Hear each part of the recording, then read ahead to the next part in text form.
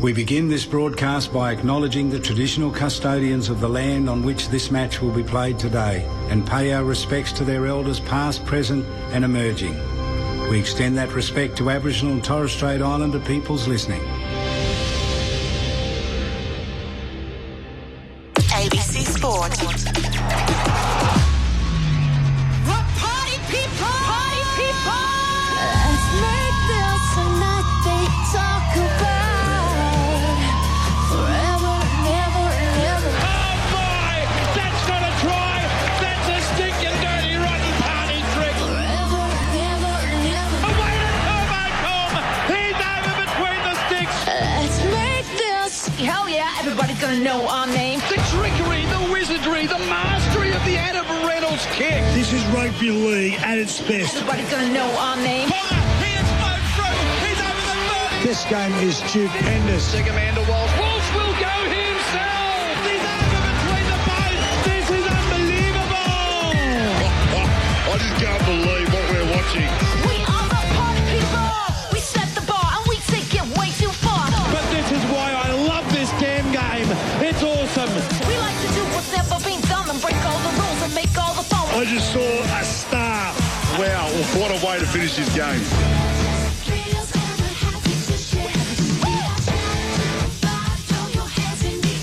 Then away to Bradman. Best who's been unstoppable. And he gets through two to score. That is absolutely extraordinary. Bang! Victor Radley. Get that into you. How good was that? Game, set, bingo. ABC Sports coverage of the 2026 NRL Premiership On your radio, ABC Sport Digital Radio. and ABC Listen. Here we go again. Hello and welcome to Sunday NRL on ABC Sport. Very proud to be back for a 12th season here, even though I didn't get to finish the 11th. Here's hoping all of us and all of you managed to complete the 2026 season together. We have two games to kick off the NRL season at Allegiant Stadium in Las Vegas. Unfortunately, we're not in Sin City because the powers that be obviously deciding we can do a much better job from the boardroom than at the hype of the stadium in City. So we'll do our best. Very pleased to say the odd couple is back, Luke Lewis and John Gibbs. Louis, a great former Panther and Shark. Gibbsy, a legend at Manly Warringah. I'm Andrew Moore, and we'll cross to our colleague Michael Cariana shortly at the ground in Vegas. He's been embedded with St George Illawarra over the past week or so.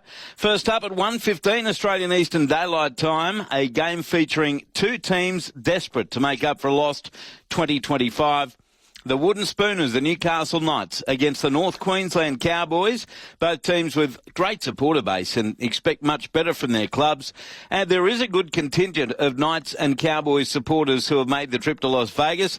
Team news is through. And for the Newcastle Knights, lock Tyson Frizzell drops back to the bench and Matt Croker will start in jersey number 15. So that extended bench for the Knights will be Sandon Smith, Tyson Frizzell, Thomas Cant, Pasami Saulo, then you've got Fletcher Hunt, and also on the bench for the Newcastle side in jersey number 19, Francis Manu-Liu. I've got that wrong, but we'll get it right. For the North Queensland Cowboys, stop laughing at me, Louis, their starting lineup is intact. On the bench, though, you can scratch Harrison Edwards and John Bateman. Matthew Lodge will make his Cowboys debut in jersey 21, and Robert Derby in jersey 22 comes onto the bench as well. The referee will be Ashley Klein with Chris Butler in the bunker. And then at 3:30, Canterbury Bankstown takes on St George Illawarra. Brett Sprigg on the call with Louis and Gibbsy. Referees Grant Atkins with Adam G in the bunker. And in the English Super League game, it's an absolute hiding. 5 minutes into the second half, and it's Leeds leading Hull KR, the Premiers, by 28 points to 0. Hull KR not looking anything like the team that defeated the Brisbane Broncos recently in the World Club Challenge. So Leeds leading 28-0. I tell you, he's having a blinder for Leeds. Micah Sevo. And they're on the attack again, looking like they may score a chip and chase try as the ball heads towards the goal line and takes a wicked bounce for Leeds. So it remains 28-0 Leeds over Hull KR. As per usual, we welcome your text messages right through until 6:30 tonight. The number remains 0467 920222. We'll have 6 again shortly, and the traffic light game is here for season predictions. Now, we won't have time for it today, but coming back to your coverage this year, every Sunday we'll have our first thought, getting to know you, and Dennis Carnahan's Song of the Week. But let's go. Let's talk some footy. Luke Lewis, great to see you, mate. How was your off-season? Yeah, g'day, boys. Great to be back. To be fair, I was getting very bored over the last 4 months. So, yeah, looking forward to the games today. I can't wait to see what 26 holds for us. A couple of rule changes, which is going to be great. The speed of the game, I think, is going to get a lot quicker than what it was last year with the new set restarts. So I reckon there's a really good... some footy coming up in front of us. A couple of changes as well. Dylan Brown obviously going up to the Knights this year. I'm interested to see how that's going to go. $1.4 million contract. Is he going to feel the pressure of that? Look, really looking forward to it. But I'm pretty stoked just to be sitting here beside you, Andrew, calling another game, hearing that beautiful voice on here. It's been a long time, so I can't wait. No, it is. It's fantastic to be back, and looking forward to the entire season. And you and I are off to Melbourne on Thursday night for Melbourne Storm and Parramatta with Ryan Hoffman down there. Now, not only is John Gibbs back, but he's back for the first time as a grandfather. Welcome and congrats, Jonty. Yeah, thank you, Andrew, and Louis and our listeners. It's great to be here for the start of another season. It's exciting. I think this competition in prospect is as open as the head. Anyone, will play the traffic light game, and I'm sure Louis will get stuck on amber on many an occasion. But, Georgia and Jazz Bell gave us our first grandson, young Yashi. And we look forward to, spending some great times with him. And George is still in hospital, and, it was a little bit difficult, but she's handling it well, and Mum's looking after things with her, giving her great support. So it is exciting to welcome a new addition into the world. But I am looking forward to this, and I'm a little bit sorry, and I'm envious of those that have been in Las Vegas because it looks absolutely fantastic. And the incredible thing is the field is so much skinnier, yet it seems to not really have any effect over the last couple of years. This is the third iteration, of course, of Las Vegas. But I'm looking forward to Newcastle and the Cowboys because both had wretched seasons last year, and we'll see what can happen. The Cowboys, I'll give you a morsel to start. Oh, love these. Cowboys have beaten Newcastle the last 5 starts, okay? But what's amazing about it, where all of those 5 games were? Townsville. So really, you can put your red felt pen through that. It doesn't matter. Las Vegas is a neutral venue. So it's safe to say you're going Newcastle today? I am. There you go. Morsel number 1. Oh, it's so good to have those back. And you back, John T. I'm glad everything is going well with little Jasper. So repeating the team news for the Cowboys, their changes are to the bench. Harrison Edwards and John Bateman are out. Matthew Lodge and Robert Derby come in. And for Newcastle, lock Tyson Frizzell is out, replaced by Matt Croker. And Frizzell back to the bench, as I said, with Sandon Smith, Thomas Cant, Pasami Saulo, Fletcher Hunt, and Francis Menulalula. Menulalula is how you pronounce his name. So that's in jersey number 19. For the Newcastle Knights, text coming through, 0467 920222. G'day, boys. We know it's the right time of year when we hear yous on the radio. Travelling home, love the Walgett mob from Mick, Mel, Chris, and J. Carr. Let's go Dragons. All right, thank you, Walgett Mob. Nice to have you back. Welcome back, Andrew Moore. We missed your dulcet tones. Have a great call. Thank goodness the footy is back from Panther fan from Bundaberg with kissy lips. Well, that's very nice, Panther fan. Nice to hear from you. Andrew, great to hear your voice, mate. Welcome back and good health to you and all the team. Happy Rugby League from Dave at Tweed Heads. Thank you, Dave.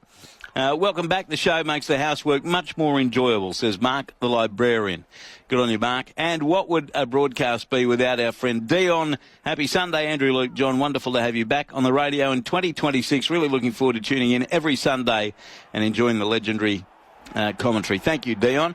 As in the Super League game in Las Vegas, Leeds has scored another try to now extend a 32-0 over Hull KR. 10 minutes 30 gone in the second half. So I mentioned, boys, 6 again is back for another year. Are you ready? Now, remember the rules? Yep. Gibbsy, you remember the rules? I remember the rules. Exactly right. Let's go. Here's Can our again. panel of ABC Rugby League experts handle 6 questions in 3 minutes? Can they avoid getting stuck on the fence? And can the referee, Andrew Moore, avoid going into the bunker? It's time for 6 again. Righto, Gibbsy. It's the third year where the NRL season has kicked off in Vegas. What constitutes a success this year for the NRL? Success. Look, you see the vision from Fremont Street. We were there for the inaugural one, Andrew. I think that shows that there's a lot of supporters that are going over there. But I would like to see an increase. If they can't get to 45, I think the last couple's been 40, 41, thereabouts. If they can't get to 45, there is a bit of a problem, but it's successful. All right, Luke Lewis, the NRL wants to expand this idea alongside Vegas. They want to play a doubleheader in the UK. They want to also have games in Miami, Tokyo, Hong Kong and Dubai or Abu Dhabi. Fantastic or too much? I'm jealous because I reckon it'd be great as a player to go over and get that experience, play in different countries and show our game, but I think it is too much. I'd like to know more about what's happened here in Vegas. Has it been successful? And if it has, then grow it. But until we get all the reports off the back of this, I mean... Okay. Yeah. Gibbsy, Cronulla is expecting to be raided after the season with McInnes, Ueli, Ramian, Katoa, Talakai, Rudolph and Kennedy among those off contract. Which of those players do the Sharks need to prioritise re-signing? Oh, gee, that's a really difficult one, Andrew, because obviously they're managing their salary cap. I would like to see Will Kennedy stay, though. I think he's important. Well, some are gone already anyway. Talakai, he's gone. Okay, moving on now. Louis, Newcastle's $10 million man, Dylan Brown, who's playing at halfback today with Fletcher Sharp at 5'8" and Sandon Smith on the bench. We saw Dylan at 5'8" in the trials, and that's where we normally have seen him. Why does it make a difference if he wears number 6 or 7? I don't think it does. It won't make a difference. It's just going to come down to how they trained in the pre-season and what their game plan is. But 7 and 6, it just depends on what side of the field you're standing. But I think you'd be giving someone like Dylan Brown free rein to play how he wants to play. Gibbsy, how do you want the Zach Lomax saga to end in the coming weeks? I want it to end with suitable compensation paid to Parramatta, because Parramatta did everything right, and it was Zach Lomax. I mean, I want him to play, and I think he'll play for Melbourne, but court cases in that are ongoing. But I just like there to be fair and equitable compensation for what Parramatta's had to put up with. Yeah, I want to see him back in the game, and I'm with Gibbsy. I think Parramatta have to be compensated. Finally, Louis, the interchange bench has increased to 6 players. Only 4 can be used, still 8 overall.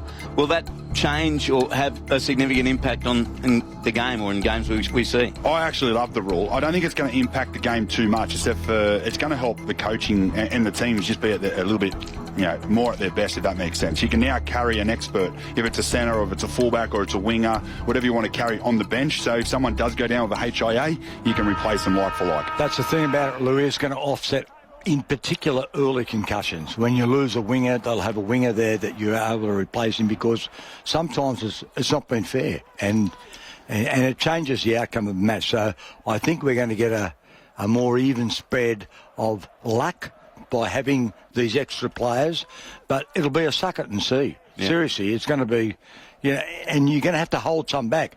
What worries me is that some players mightn't be getting enough football as we go through the year. Yeah, I reckon they'll work that out, though. I reckon they'll change them every week. If there's 1 week, you might be able to, give him a break. He can play. If he gets on the field, he plays. But if he doesn't, the next week they'll go back and play some Premier League to keep that game and match fitness going. But I reckon the coaches have really started to work that out already. I know they're playing with it, so they'll get it right.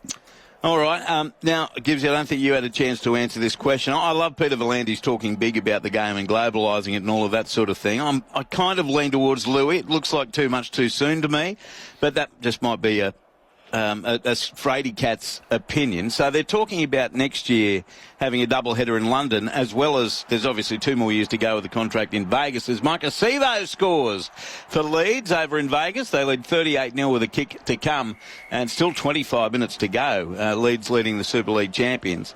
But then they're talking about having doubleheaders going on in places like Tokyo, Miami and Dubai, Hong Kong, all that sort of thing. Do you like that? I don't mind it. I mean, it's better to fail and not to have regret, because I think it's worth having a go, because the game is flying. There's no doubt about that. I don't think any of us thought there would be such interest in the start of the season being in Las Vegas. I think a lot of people were doubters about that concept. and it has been incredible. I mean, it's the honeymoon of Las Vegas. We're starting today. We're there for that inaugural one. It was exciting, and it carries on throughout the season. The players all want to be there, and it would be good because if we had the Dubai and Abu Dhabi doubleheader, I could crack my joke, which is, what's the difference between people in Dubai and people in Abu Dhabi? People in Dubai don't like the Flintstones, but Abu Dhabi do. Sit down. Please sit down. Oh, I preferred your first morsel to your first dad joke. Louis, you're obviously close to things at Cronulla. A lot of good players coming off contract, including guy you used to manage, Tobias Eric Rudolph, but Cam McInnes and Braden Ueli and Jesse Ramey and Sione Katoa, Sifa Talakai and William Kennedy. And Dino as a tester, their CEO has already conceded that they want to re-sign everybody, but the reality is they won't be able to. Who should their priorities be? Yeah, I think probably forwards, to be fair. I don't know how it's going to work. Will Kennedy was off last year and they only gave him 1 year. So I'm assuming, looking outside in, is that they've got to plan somewhere else for someone else to come into that role. So I don't know if Will Kennedy will stay there. Obviously, Talakai has already signed to go to the Bears, I think it was. So there's another one off the list. Toby Rudolph, I think, would be a good signing for him. He's been great for him. He's a bit of a character, and I think that the club really love him. He's like a glue, sort of like our Chris Hynington back in the day, Yeah. So it's a tough one, but it's a big year for the Sharks. If they don't win the comp this year, I think it's they're almost back to starting again. So the group's going to be. It can either really sort of get them together and galvanise the group, or these contracts could play out and push them backwards. They won't be having a home final this year. At Shark Park, it's gone. That's a shame. Well, apart from anything, I look forward to that debate every year. 3 years too late. Yeah. Well, it's funny because I ran into a couple of players. I won't say any names, but I did some stuff from during the week, and they said, I hate Shark Park. It's horrible. The change rooms are terrible. They can't play semi-finals there anymore. Were they Cronulla players? No, they weren't. Oh. They were actually other players. So it works for the Sharks. Yeah. All right. And finally, Gibbsy, your thoughts on that interchange rule. Like, Louis, do you like it? I think it's a good thing, particularly as we have so many concussions, and that is an issue with the game, obviously. And it just makes it fairer because sides can lose two blokes, being concussed early on, and it just changes the total game. I mean, You can say that's the luck of the draw, but when you've got, interchange, that shouldn't be happening. So I think it's a positive thing, but how it's managed, and I mentioned before, I'm a little bit worried about how they're going to handle it and whether players... I think it'll be like in the olden days. I don't know when you played, Lou, but when I played, you could be, you'd be on the bench after a lower grades game. So I think a lot of that will happen just so they give some players football and all of those things. I think it's the best way. But you'll leave, you might have to leave, and depending on how the game, it'll be strategic. If you've got all hands on deck, you're down a few points, you might need to send on your super sub. What were the rules then? I think you had to have played half a game in reserve grade or something to sit on the bench. There was some rule about something like that. But that's how the reserves were for a long time. As a coach, when you go into this game knowing that you've got those players on the bench, I don't think it changes. You still go on there with your four main interchange, and this is it. This is how we're going to play the game. But if something was to happen, they may slot in. So I reckon that it'd be really interesting to see how it's going to unfold. Well, Cronulla's co-captain, Cameron McInnes, who's a very good thinker of the game and a great leader, he is not a fan of the new interchange rules. I just think it's ridiculous. I think for player development, you'll have two guys each week that don't play much and then a third player that'll play bugger all minutes. Coaches have to think about rotating, which sort of defeats the purpose of it in the first place, and then also takes out the ability of players to be footballers, not just athletes, being able to play multiple positions, and even the ability to win with only a couple on your bench as well because of injuries. And that's just part of the game. That's what makes our game great, and they're the ones you remember. So, it's like they're trying to make it more robotic, which that's not what our game is. So, and I haven't watched much on it, so I don't know if anybody else feels the same, to be fair, but that's just how I feel. There's been so many games where, due to injuries or people out of position, you'll have a back row playing in the centres and, heaps of shuffling around, and you grit it out and get a win, and it's... Coaches just be able to hold their cards to their chest as long as they can and just roll three middles out there. And, I don't know. I just don't love it, Cameron McInnes, again, this is not a young young pup who doesn't think about these things. I found that an interesting take because I kind of agree with both of you. Well, the funny thing is that we're only hearing about the courageous wins. You're not hearing about all the losses. Yeah. You know, I mean, like there's been more losses than they have wins when it's been courageous. And the other thing is when they do lose, they're sitting there going, well, if we had someone else on the bench, you could have filled that spot because of the accidental head knock or the HIA. You know what I mean? So it takes away all that whinging. So I reckon that's why the NRL have come in with it. Yeah, if I look at it from a spectator's option, a fan's point of view, you see two of your key players get knocked out. So the Manly game a couple of years ago against the Roosters when Jake Trbojevic was knocked out and Kohler. Yeah. I mean, that's basically the end. That's gone. So you could adjust to those type of things, and I think that's why it's been brought in, no doubt, because the onset of concussion issues is a huge thing in the game, and they need to look at it because fans don't want to be ripped off. Incidentally, if you are wanting to hear the latest on the developing events in the Middle East, you can by tuning into News Radio or on the telly ABC 24. They have you covered with rolling coverage as the situation unfolds. So that's News Radio or on the TV ABC 24 if you want rolling coverage as things continue to develop in the Middle East. Text line is 0467 920 222. We'll be talking to Michael Carianis at the ground shortly, and the traffic light game is just around the corner. On the text line, Orange Sims beat Temora last night in the West Wyalong knockout. Sims had a handy fullback named Ferguson, says Shovel. Blake Ferguson, I assume. That's great, Shovel, thank you. Mark says, how can they play NRL in London next year or any year because of the time difference? It'll have to be AM our time for a night game in London. I'm not sure. But they are very keen. That's the one that won't surprise me at all. Again, how they work out what time games start, I don't know. It starts to remind me back of the Super League days. That's what it's starting to sort of feel like, if that makes sense. Yeah, and an interesting take too from Todd Payton from the Cowboys, their coach, and that's a team that does have to travel as much as any other team or more. He said we're doing enough travelling already, no more. Yeah, it's too much. Speaking of travelling, the Daily and Sunday Telegraph's Michael Carianis, our beloved colleague here on ABC Sport, is not only in Vegas, he's at the stadium watching Leeds crush Hull KR 40-0. He's been embedded with St George Illawarra, but he's managed to spare us a few minutes. Hello, MC. Hello, boys. How are we? Who are you talking to apart from listening to us? Just out and about in the Chairman's Lounge at the moment. So it's the who's who in here as Leeds put the cleaners to Hull KR. Yes, 40-0. How's the crowd building up?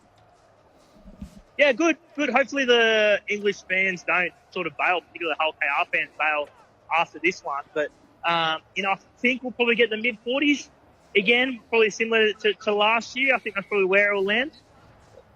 Yeah, and I was talking to you on NRL Monday, our first show of its kind last week, and just asking Louis and Gibbsy. That kind of seems to be a minimum that we would all love to see there anyway, mid-40,000s. Yeah, I would have anticipated 50,000 would have probably been the benchmark this year with the Dragons here and the Bulldogs here, off the back of that last year. But, yeah, considering the fact that, they're still probably aiming for around that 45,000 mark, I'd say. Now, you've been with the Dragons camp the whole time, obviously their first trip to Vegas. How has it been for Shane Flanagan's team? Oh, they've been amazing to deal with from a media perspective, the most open side of the week. Obviously, that doesn't translate into wins or anything like that, but they've been amazing to deal with. They know they're the underdogs. They know no one's giving them a chance. And I really like their young, tall players, and I think the Dragons, for the first time, you can see the direction they're headed. Look, I don't think they'll win today, but you can get a sense that they're building towards something for the first time in a while. Michael, did you tip them to come last again while you're there with them? No. Brent Reid has, and that's been shown and reminded in the team room. I've got my nose clean this year. That's too funny. How's Flanagan been with him all week? Louis, you'd obviously be better to answer this than me, but there's at Cronulla, correct me if I'm wrong here, he was a real control freak, right? Like this year with Mick Ennis and Dean Young there, he's really empowered them, and they've basically run the session. Flano came into his own, in elements of video session and training, and then later in the week you could sense that Flano put his stamp on the side. But prior to that, it was all really Mick Ennis and Dean Young, and I think that's a shift from something that's the way he's been over the last couple of years. Yeah, nice. Now, we do need it on record, though, MC, particularly after your Canberra Raiders experiment last year. Who do you have as the Wooden Spooners this year? I'm glad you asked me now, not about 2 minutes ago when one of the new co-owners, Gordon Tallis, walked past me, the Gold Coast Titans. Yeah, okay, fair enough. We'll see. So they're going to be top 4 at the very least. Now, the other game today, Newcastle and the Cowboys, Michael, it's important for both these teams to get off to a good start, isn't it, after really poor 2025 seasons? Yeah, much intrigue over that game. For mine, I'm just not sure how that one lands. You've got two sides that have, come into this season with their own pressures. You've got a new coach in Justin Holbrook and a new 6 and 7, and then you've got the Cowboys, whose coach Todd Payton's under significant pressure to start the season well and try and put some of the talk around his future to bed. Yeah, Gibbsy. No, Michael, we've been discussing the possibility of a global start to the competition, not just going Vegas, but going all around the world, London, Dubai, wherever, Tokyo. How realistic do you think this is of happening next year? I think maybe the London is. I don't think we're going to see a global round per se where we see, every game overseas or across multiple venues. I think obviously Vegas is a lock, and I'd say one other, which at this moment I would say will be in London, but there's still obviously a fair bit of work to do. All right, MC, so your tips for today's games? Yeah, Cowboys, Bulldogs for mine, boys. Cowboys, Bulldogs. Yeah, I agree with that assessment. All right, thank you, Michael. Enjoy the Chairman's Lounge, mate. I don't want to interrupt you, brown-nosing to the powers that be. Yes. Thank you, boys, and good to hear your voices. Paul Wellwell and footy's back. How good. Well, mate, ABC Listen, you can tune into the app. I think you did that last year for a time. It's very, very popular there at Allegiant Stadium. So I look forward to your text messages, Michael. Have fun, mate. Thank you, Michael. Yeah, he brushed us very quickly. All right, it is time for our 2026 pre-season, although just pre-season, as Michael Sivo scored again. He has 4 leads in the English Super League game. Now, Joe Burgess, the winger for Hull KR, had crossed for a converted try to make it 40 points to 6 in favour of Leeds. And Michael Sivo's looks like he's just gone over again. He's got a big beaming smile on his face to make it 44 to 6, although they're just checking now with the bunker. But right now, let's get to the traffic light game. Ladies and gentlemen, boys and girls, back by popular demand. Hey, it's time for the traffic light game. Okay, it's always an interesting intro. So we're going to go through all 17 teams in the NRL, and we'll give a green light if we think teams will improve on where they ended up last year, a red light if we think they'll go backwards, and Louis, what colour if you think they'll stay the same? Gibbsy's favourite? Amber. So that's what... Rubbish. That's what we'll do. So whoever I ask, give a slightly detailed reason as to why, and then we'll get the other person's response. So we start, Luke Lewis, with the Newcastle Knights, who were wooden spooners last year. They sacked their coach, Adam O'Brien. They only had 6 wins on the season. It's the first year of $10 million man Dylan Brown, and for new coach Justin Holbrook. Yeah, I think they'll do a lot better than last year. I don't think they'll come last. They won't. I don't think they'll make the top 8, but they'll be thereabouts. And the reason is Justin Holbrook. I think his demeanour and the way that he treats people and players, I think they'll get a really good feel and vibe from that. And also, I believe that he'll get the best out of him. Then you've got to throw Dylan Brown in there as well, who's, he is a great player. He's got a lot of pressure on him, but I think he can take up there and do a good job. So I'll go just off the bottom. So that's a green light. Yes. Thank you. Did I say green light to start with? You did not. Oh, I forgot. That's all right. Sorry, mate. Green light. I'm going green as well, and I think you can put that down to Dylan Brown. I think he knows that he's under a lot of pressure. He's going to give some great assistance to Kalen Ponga. If Kalen Ponga is injury-free, and that's a big if, I think most certainly they'll improve because he missed a lot of football last year. So did Dylan Lucas at the end of the year. He's a fine player. And Fletcher Sharp, I think with natural development from those blokes, I think Newcastle and a new coach, Justin Holbrook, they'll have a good year. They'll go better than they did last year. So green. Yeah, I'm going green as well, but I'm concerned with Newcastle. They always appear to me to be 2 injuries away from a disastrous season, so hopefully that won't be the case. All right, the Gold Coast Titans finished 16th last year. Gibbsy with only 6 wins as well. They sacked their coach Des Hasler, replaced him with Josh Hannay. Green, red or amber? And I'm going to go green. I had, high hopes for them last year, and they obviously didn't deliver. But Josh Hannay being the coach, and I think they've got a lot of expectation. They've got some good young players. They've got some fine attacking players. They've always been a bit of a roller coaster, haven't they? They can give up a lot of points. They can score a lot of points. I think with a new management team there, some new players and the bulk of the old players who are good players, your Campbells, Brimpsons, Fasumaawi, I think they can go okay. I think they'll go better than they did last year. So green as well. I'm going red. Yeah, I feel like I just can't see any improvement in them at the moment. Think they're going to come last? I think they're going to come last or equal last. And I'm not going to say amber, so I'm going red. So you're saying wooden spoon. I've also got them as a red. I don't think this is going to be a good year. I've always been lured into a false sense of excitement about the Gold Coast because of all the players Gibbsy just mentioned, but no. And I want to be positive on them because of Joshy Hannah that's gone up there. I know what he's like. Sure. But they've got to prove it on the field. Yeah, they've correct. got some sort of steel. All right, third team we'll look at St George Illawarra, 15th last year with 8 wins and 22 points. They did struggle to win back-to-back games last year. Louis, you'll be calling them later today. What season are they in for? I think they'll have a green season. They'll be a little bit better than this year, but I still don't reckon they make the top 8. I'm sitting between 7th and 11th with this team. So that's actually much better than last year. And that's green. So that's my one on that. My only concern is how Daniel Atkinson and Flanagan play together. But by all the sounds of it, with the coaching staff, it sounds like it's been a good season, pre-season. Yeah, I think green as well. I think St George Illawarra, they lost a whole heap of games at the end.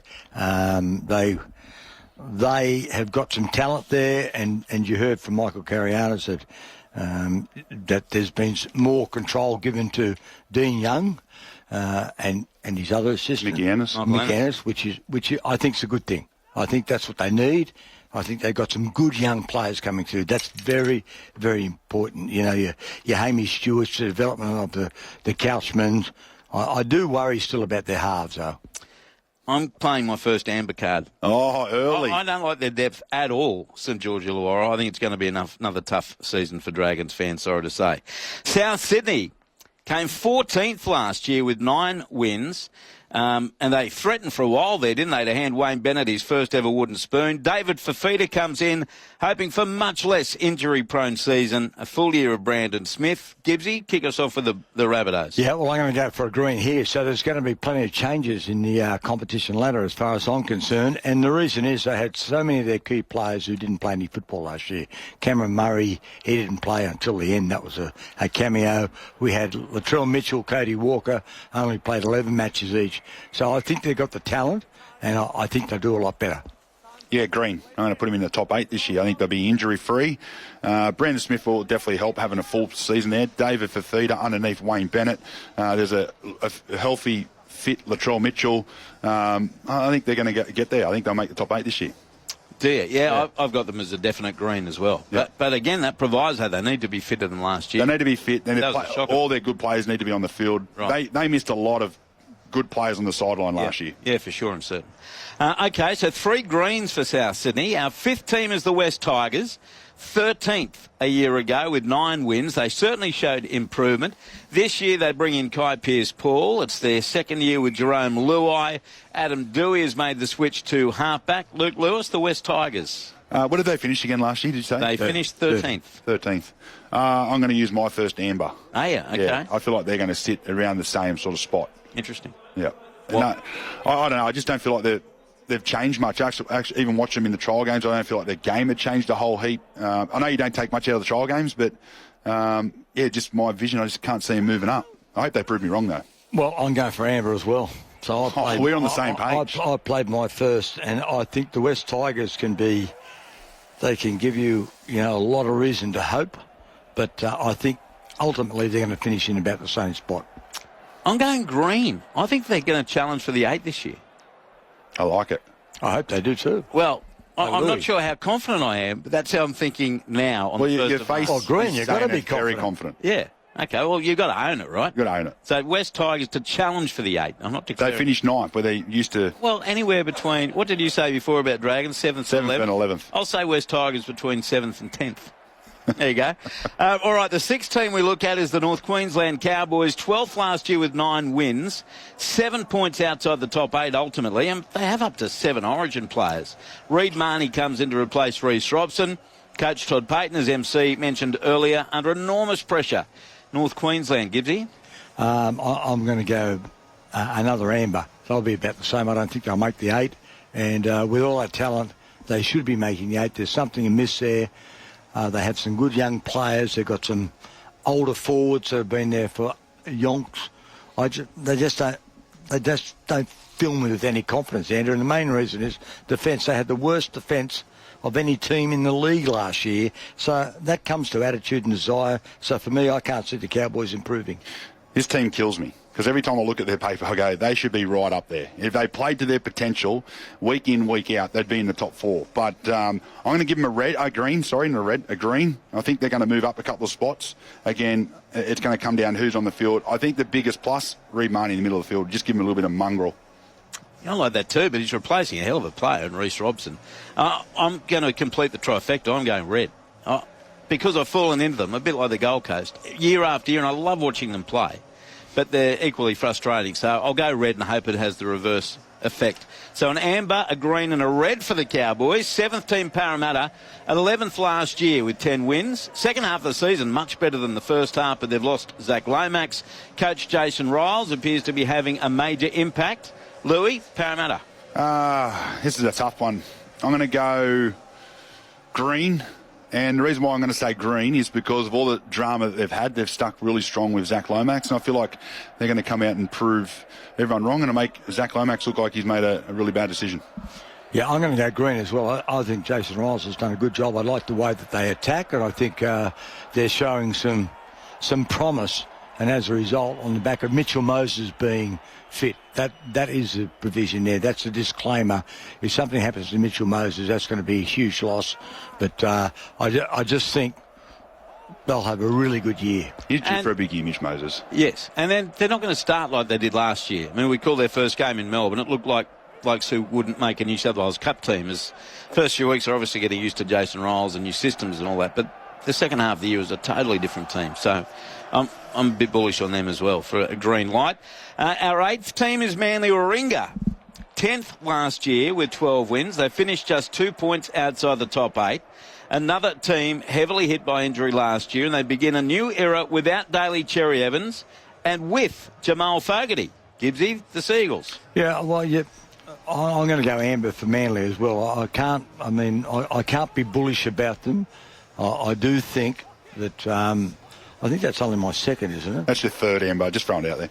Well, anyway, can you... You've done amber for the Tigers, the Cowboys, and now for... Okay, sorry. Manly, that's all right. Okay, so I am going for amber for Manly because I can't be bullish about their chances. Obviously, a big change with Daly Cherry Evans, but I just don't think that Jamal Fogarty, for instance, is going to be the key. And you said trials are trials, and Louis, I believe that, but Joey Walsh might have to come into this side earlier than first expected because they need a bit of spark because they just seem to lack that. And again, the caveat is Tom Trbojevic. If Tom Trbojevic is fit and well, he's now the captain. If he's fit and well, they can do anything. But whether or not that happens remains to be seen. I'm going red. I can't picture Manly without Daly Cherry Evans. I like the combination they have with Olakau'atu on that right edge. And I think it will take a little bit of time for Jamal to find his feet. So I'm going red. I'm going red too. I'm worried about Jakey Trbojevic and the head knocks he's had. And Tom Trbojevic, as you said, if he stays fit, that's a different story. But when was the last time that happened? A long time ago, 2023. So an amber and 2 reds for Manly. Our 9th team is the Dolphins. Finished 9th last year with 12 wins and 30 points. Just 1 win outside the top 8. Probably had the worst run of injuries of anyone, especially Tom Gilbert and Thomas Flegler, Herbie Farnworth, Max Plath et al. Second year now for coach Kristen Wolfe. Louis, the Dolphins. I'm going green because my bold prediction this year is that they make the top 4. So I'm going to go green. They stay injury-free. Eliesa Katoa, is it Eliesa Katoa? No, it's Isaiah. Isaiah Katoa. Too many Katoas, I remember.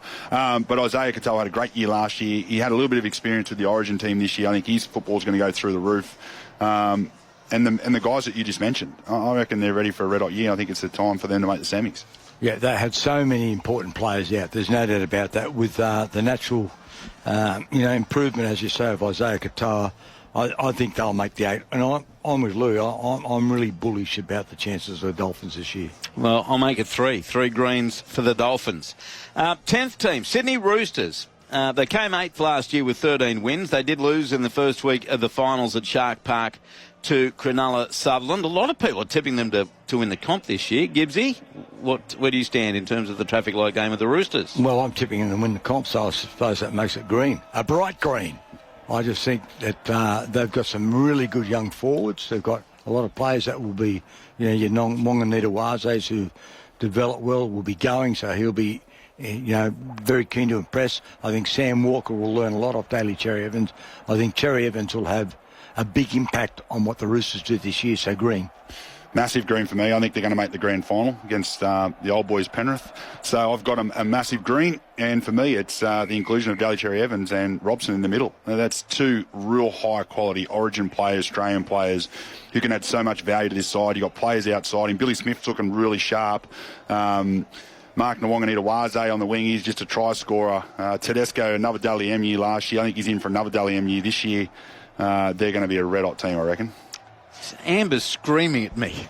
Amber, I'm nowhere near as full on about them as you two are. But just go the 2 inclusions, mate. There's 2 inclusions are huge. If someone said to me, you're going to get a State of Origin New South Wales hooker and a State of Origin Australian halfback put into a team that's got those players in there, how can it not be good? I don't think Daly Cherry Evans is anywhere near the player he was 2 years ago. But maybe the change of club will do him that. If he's at his best, I couldn't agree with you more. Yeah, kicking game. I'm not sure how often they're going to get him at his best. Sam Walker, I'll give you the tick. Go green, mate. You nearly sway me. No, I'll stick with Amber. The 11th team, the Penrith Panthers. 7th last year in the regular season, 13 wins.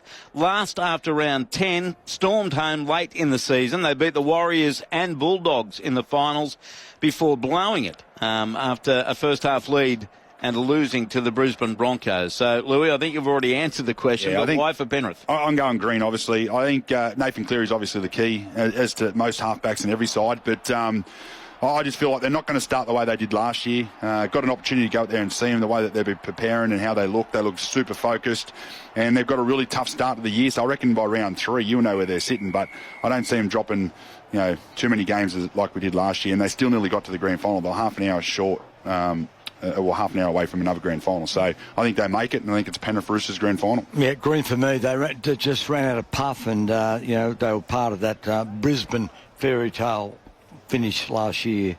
Brisbane owed them one, didn't they? Yeah, that was amazing. That game at Lang Park last year. You could hear that place rocking. It was just amazing. I think they won't have a disastrous start like they did, and they've already had a win. Nathan Cleary free to play in the first round. Yes, I'm with you both. Green in terms of better than 7th last year, but yeah, again, Cleary is the absolute key. All right, the 12th team, we're looking at the Warriors, who came 6th last year with 14 wins. After being in the top 4 for most of the year, they did fade badly at the end, and their season seemingly fell apart when Luke Metcalf, who was having a great year at halfback, was injured and gone for the second half of the season. So 6th last year, the Warriors, Gibbsy? Red for me. I'm just the Warriors. Yes, they had some injuries. They had some excuses last year. I just think when it counts, if they have a couple of injuries, I'm worried about their depth as well. They may have plenty of young players coming up, but it's a red for me. I think they'll really struggle to make the 8. I'm going to say red purely just because of the leadership of Mitch Barnett's gone. Obviously, he's not there. Again, it's going to come down to a few injuries with obviously Metcalf, but Mitch Barnett's a huge loss for him. I think he's a real leader amongst men. He's there this year, though. Yeah, but I thought he was leaving immediately. No, I think it's at the end of this year. Yeah, yeah, absolutely it is. Oh, rewind all that, start again. When's Amber? when's Luke Metcalf back? Maybe around 10 or so? Yeah, I think it's close to halfway through the year. Yeah. Hopefully sooner. Yeah, so Amber for you, Louis. Yeah, I'll go Amber now. I didn't realise. I actually thought, when I was reading, I thought he was leaving how I was reading it in the paper was that he was leaving straight away. Yeah. And I don't read the paper that often. That's half of what. You can't just read the headlines, Louis. You've actually got to get into the meat. Get into the meat. Well, that's true. I only read probably the headline, a picture read. Read through the pictures. I'm going red as well for the Warriors. Although with the sellout crowds and everything they've been getting, I really do hope that they're going to be okay. Round 7, they reckon, for Luke Metcalf. Okay. So that'll be a great result for them. So Louis, Amber, Gibbsy and I have gone red. Cronulla Sutherland, 5th last year with 15 wins and 36 points. As many wins as Brisbane, actually. They did reach the preliminary finals, where they lost to the Melbourne Storm, having beaten the Roosters and Canberra in Canberra. Louis, your beloved Sharkies. I'm going to go green. I think they make top 4. They finished 5th last year. I think they'll finish in the top 4. And it's going to be down to injuries, as every side. But depends on who they come up against in the semi-finals to how far they get. But I feel like they'll drop one short once again. Okay, I'm going to go for Amber, and that's the way I see it, because I think they might have some. No, yeah, that's all right, Louis. It's as pertinent as a red and a green. I think they're going to be about the same. They won 10 of their 12 home games last year. Whether they can repeat that remains to be seen, although Shark Park, as you said, Louis, players hate going there, so they're taking the finals off them. That'll make it a bit more difficult as well, and there may well be the distraction of all of these players that may or may not be coming or going. They've got a lot going. They've got a lot going on. They can either use it to their advantage or it could go against them. That's why I said Amber. I'm going green as well. I think Force about their salary cap. But yeah. I think they can get there. By the way, Leeds has completed a 58 points to 6 thrashing of Hull KR, and the Super League fans over there at Allegiant Stadium are going off as the Leeds team, coached by Brad Arthur, head over to a big portion of the crowd that's supporting them and has made the trip over from the UK. So that's awesome to see. Leeds 58 beat Hull KR 6. So I'm going green with Cronulla, Louis green, Amber for Gibbsy. The Brisbane Broncos, the premiers, they finished 4th through the regular season with 15 wins. They went on to win the comp in their first year, coached by Michael Maguire. A 6-point loss to Hull KR recently in the World Club Challenge. They did come from behind to beat Canberra, Penrith and Melbourne in the finals. John Gibbs, the Broncos. I just got a feeling that they're going to have a bit of a downer. That was such a momentous year last year, so I'm going to go red. I think they'll make the 8, but I think they'll struggle this year. I think they're going to have a little bit of a hangover from winning the competition. Payne Haas, that's a distraction. Still, there's all sorts of talk about it. And if anything happens to Reece Walsh, they're in a lot of trouble. So I'm going to go red.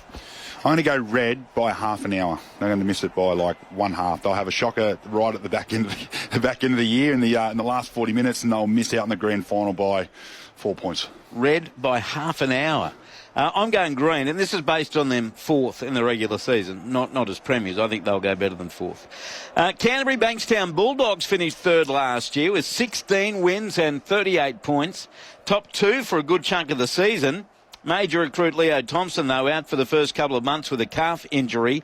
Bailey Hayward is the new hooker instead of Reid Marnie, who's gone to the Cowboys. Louis, the Bulldogs. Bulldogs, they're going red. I'm not real confident on the Bulldogs this year. I just don't know what it is. I like seeing the Bulldogs successful. I really do. I love the crowd and the way they get behind them, but I just don't see massive improvements from last year. And I reckon there's a lot of sides that have added a lot to their sides, and they're going to improve a little bit more. Yeah, I'm going to go red as well, because based on the fact that they finished 3rd last year, Andrew, and they had a really good season, I think they're going to struggle to replicate that. So I'm going to go not a bright red, but certainly a red. Oh, you got one of those lights that sort of just... It's an amber-coloured red for Gibbs. No, I agree with you, but not... I don't think their season's going to be a disaster. No, he's right. I think 3rd... I think they're going to finish down from 3rd, so therefore I'm going red. I'd like to have seen them build up a little bit more with some more recruits, and I'm not convinced yet about Lockie Galvin and the whole situation, so we'll see.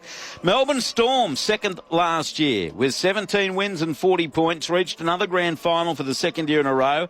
They lost to Brisbane. Eli Katoa, though, out for the season. Xavier Coates out for 10 weeks. And no more Ryan Pappenhausen. But Craig Bellamy will be staying on until at least 2028. Gibbsy, the Melbourne Storm. Melbourne Storm are red. They lose all of those players. You say that talent, they can't be finishing second. And if they do, it will be the finest achievement of Craig Bellamy. But with the loss of those players, particularly Eli Katoa, Ryan Pappenhausen, you've got other players there too that are, just struggling a little bit. I cannot see them doing better than second. Second would be an amazing performance, so red. I'm going to go red, but not by a heap, because I've learnt in a lot of time that Craig Bellamy always proves to be wrong or proves everyone else wrong. Hasn't lost a game one for a long period of time. We're down there on Thursday night. I can't wait for it. And he will find something from somewhere, and a new talent will come from absolutely nowhere, and we'll be talking about someone down there. So I'm going to sit there. It's only going to be a slight red, just going from, what position they finished? Second. Second. Going from second to maybe fourth or fifth. I just don't understand how a team can get better without Pappenhausen, Katoa, and he was so good last year, Eliesa Katoa. And not to mention Xavier Coates for a good part of the season. But I'm wary like you. It's Craig Bellamy. It's the Melbourne Storm. They will have a very good year, but I don't think they'll be as high as second, so I'll join you on red. And finally, the Canberra Raiders, minor premiers last year. They had 19 wins, 4 points ahead of second place, but they lost both finals games to Brisbane and Cronulla, both at home.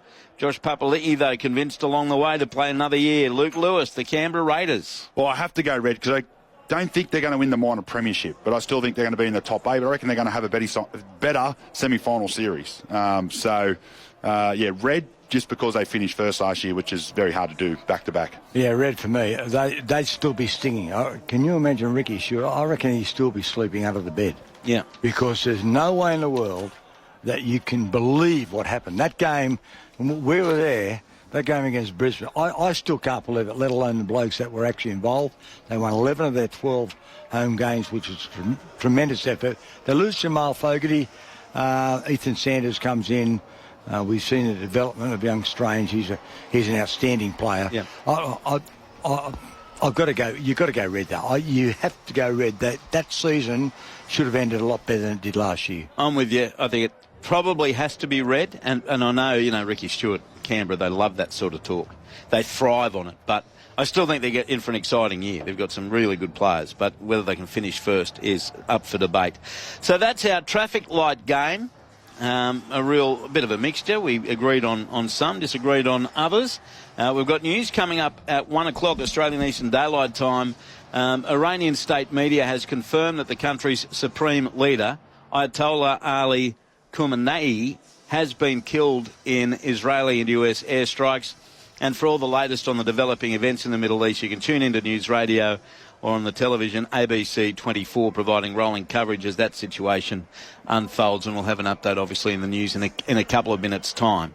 But to sum up the traffic light game, Newcastle Knights, 3 greens. Gold Coast Titans, a green from Gibbsy, a red from Louis and me. St George Illawarra, 2 greens and an amber. South Sydney, 3 greens. The West Tigers, 2 ambers from Louis and Jonty, and I've given them a green. The Cowboys, amber from Gibbsy, green from Louis, red from me. Parramatta Eels, 3 greens. Manly Warringah, an amber from Jonty and 2 reds. The Dolphins, 3 greens. Sydney Roosters, 2 greens from Jonty and Louis, and I've given them an amber.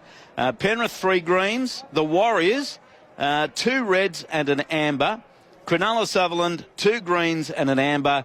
The Brisbane Broncos, 2 reds and a green. Canterbury Bankstown, 3 reds. Melbourne Storm, 3 reds. Canberra Raiders, 3 reds. So the top 3 teams last year, we all think will go slightly worse coming up in 2026. The season kicks off in 16 minutes over in Las Vegas. Newcastle playing North Queensland. Luke Lewis, John Gibbs, and I'm Andrew Moore. We'll be bringing you the action of all of that from here at the boardroom. And then at 3:30 local time, or Australian Eastern Daylight Time, it'll be Canterbury Bankstown playing St George Illawarra. You'll hear that with the odd couple and with Brett Sprigg. We'll get to your texts after the news on 0467 920 222. That's 0467 920 222. We are pumped. We're raring to go. The 2026 National Rugby League season is upon us right here on ABC Sport, and we can't wait to bring you games 1 and 2 of the 2026 season.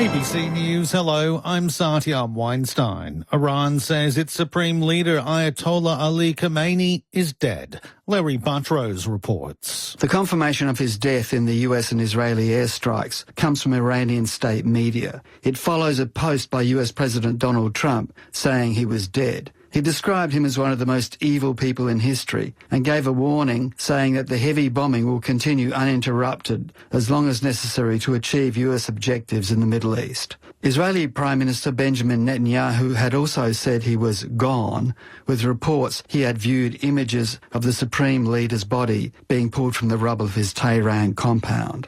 Russia and China have condemned the US and Israeli military action against Iran at an emergency session of the UN Security Council. The US has told the Council America will never allow Iran to threaten the world with nuclear weapons, and the moment requires moral clarity. UN Secretary General Antonio Guterres is calling for de-escalation, saying the violence must stop. The alternative is a potential wider conflict with grave consequences for civilians and regional stability. I strongly urge all parties to return immediately to the negotiating table, notably on the Iran nuclear program.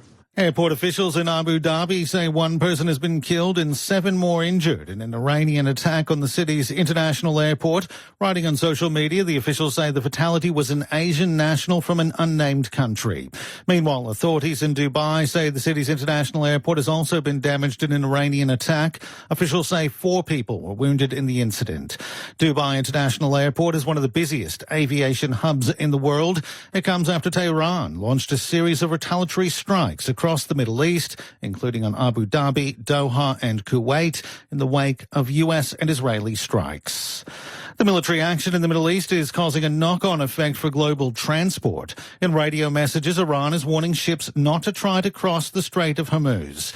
Around 20% of global oil exports travel through the strait, and several major transport companies have paused shipments. The Prime Minister says the government's immediate focus is the safety of Australians in the Middle East. Here's our National Affairs correspondent, Jane Norman. Anthony Albanese convened a meeting of his National Security Committee this morning and says officials are working to determine if any Australians have been affected by the military offensive. Australians in the region are being urged to leave if it's safe to do so. But Mr Albanese says his government's ability to help those in Iran is restricted by the fact that Australia's embassy has been closed. Our ability to provide consular assistance in Iran is extremely limited. Mr Albanese says Australia supports the US and Israeli-led action, but sidestepped questions about whether it was legal or justified. Turning to other news now, the Queensland government will introduce 12 new offences to its adult crime, adult time legislation.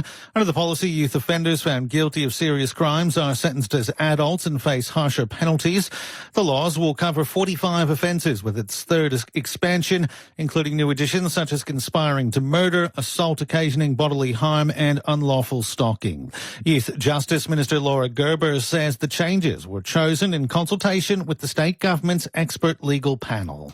The metric is, do these offenders cause serious harm to community? And we will not wait for a 10-year-old to be assaulted. We will not wait for a person with disabilities to be assaulted in order to take action. The South Australian government is promising to get rid of public school fees from next year for both primary and high school students. It will cost the state budget $300 million over the next 4 years. Labor leader Peter Malinowskis says the election promise will save families hundreds of dollars a year. So if you've got 3 kids, 2 in high school, 1 in primary school, we are removing from your household costs $1,800 each and every year. that adds up to a lot of money. And singer Olivia Dean has been the big winner at the Brit Awards in the English city of Manchester. The 26-year-old won Pop Act, Artist of the Year and Album of the Year for her second studio album, The Art of Loving. Late Black Sabbath frontman Ozzy Osbourne was honoured with a Lifetime Achievement Award, while rock band Wolf Alice won Group of the Year.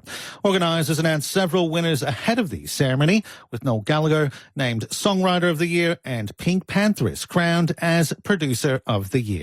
You're up to date with the very latest from ABC News. ABC Radio is part of your community, telling local stories that matter to you. So for local news, sport, and to find out what's happening in your community, stay tuned right here on your radio and on ABC Listen. ABC Sport's coverage of the NRL Premiership on your radio, ABC Sport Digital Radio and ABC Listen. Yes, welcome day one of the 2026 National Rugby League season. For those just joining us, thank you for your company. I'm Andrew Moore in the boardroom opposite Luke Lewis and John Gibbs as we're about to get underway in about 10 minutes with the first game of the season, the Newcastle Knights and North Queensland Cowboys in Las Vegas. Now, the team news for Newcastle, Locke Tyson Frizzell drops back to the bench. Matt Croker in jersey number 15 will start, and that's the only change for the Knights. And for North Queensland, two changes to their bench. You can scratch Harrison Edwards and John Bateman, and in come Matthew Lodge and Robert Derby.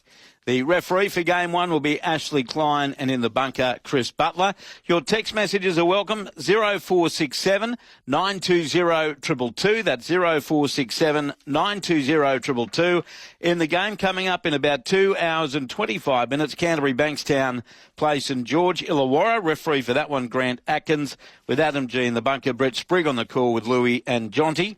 And in the Super League game, Leeds Rhinos, coached by Brad Arthur, have thrashed the Super League premiers Hull KR 58 points to 6, having led 28-0 at half-time. And Mike Acevo scored 4 tries for the Leeds Rhinos over there. And just before we welcome back Luke and Gibbsy, a couple of shout-outs. One to mate of mine, Damien Kelly. A lot of people have done a lot for me since I hit the deck in August last year. And it's the first time, really, Damo hasn't had to drive me to a sporting event. So I'm sure he's enjoying it sitting at home, and has also had about 4 chips at me on text for not giving him a shout-out. Thank you, Davo. And also to periodontist Dr. Luke, who did some big treatment on me through the week, and he promised me that by Sunday I would be able to speak properly. I've had a number of teeth extracted, part of a whole big thing. What's happened? Well, I don't sound any different anyway. But he said, I'm not really a big footy guy, but I'll be tuning in. I'm staking my reputation on it. So, Dr. Luke, thank you. Although you're my mouth doesn't feel great, but thank you for the work you did. I got a couple of other surgeons you go and see.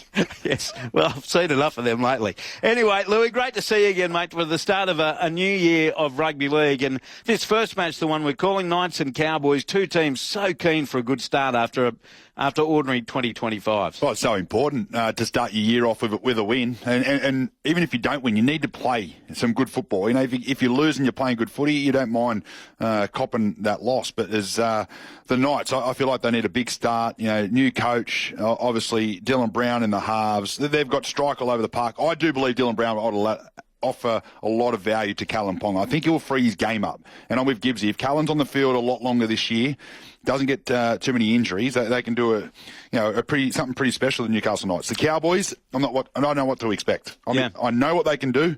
I know what they've got 7 Origin players, like you said. They've got some pretty really good, classy players. I love Tommy Dearden, but again, they've got to go out and show what they can do today. Yeah, Tommy Dearden, who doesn't love him? And speaking to Reid Marnie on our new show, NRL Monday, last week, Reid talking about bringing his leadership and learning off the likes of Tom Dearden and Reuben Cotter, the two co-captains of the Cowboys, and how invaluable that is. But Gibbsy, good afternoon to you once again, grandfather. I look at this team, I keep seeing Jason Taumalolo's name in the starting lineup and think, what has he got left in the tank? Can he be anything like the player he was when he signed that 10-year deal? And if he can, he could change the whole fortune of this team. Well, I think Taumalolo had some very good games last year. And I think he's basically said himself, I'm sure I read an article recently where he said he doesn't want to be held back. He wants to get plenty of minutes as a result. Don't save him up for getting to the end of that 10-year contract. Just he wants to put it all out there. So Taumalolo is very important, but I vacillated with this game. Who am I going to go for, the Knights or Cowboys? Because the Knights had a terrible year last year. They had 14 halves in which they didn't score a point. Now you go to the trial, and again it is a trial. 28-0. You thought against the Dogs. More of the same. But I just think they'll lift for this game. Kalen Ponga back. What worries me about Dylan Brown, and he should be able to adjust. He's a professional footballer. Louis, he's going to have the number 7. He's a brilliant running player. He's going to be playing on the right-hand side of the field. He's played all of his football on the left-hand side. Well, that takes what I was about to say out of the conversation. Because I thought, with Kalen Ponga loves to play left. Dylan Brown demands the ball left, and then Bradman Best is on the left. So that's a strong combination. But he's going to be interesting. He's going to be right. So Fletcher Sharp, who can attack. Fletcher Sharp was involved. Remember when he ruptured his spleen? Yeah. That was in their last win. That was the Dolphins. They lost 9 in a row. The game in Perth. That's when he got hurt. So they had key players out at the end of last year, including Kalen Ponga, Fletcher Sharp, Dylan Lucas, promising player. Really good player. I just think, Justin Holbrook will be ready for a big effort.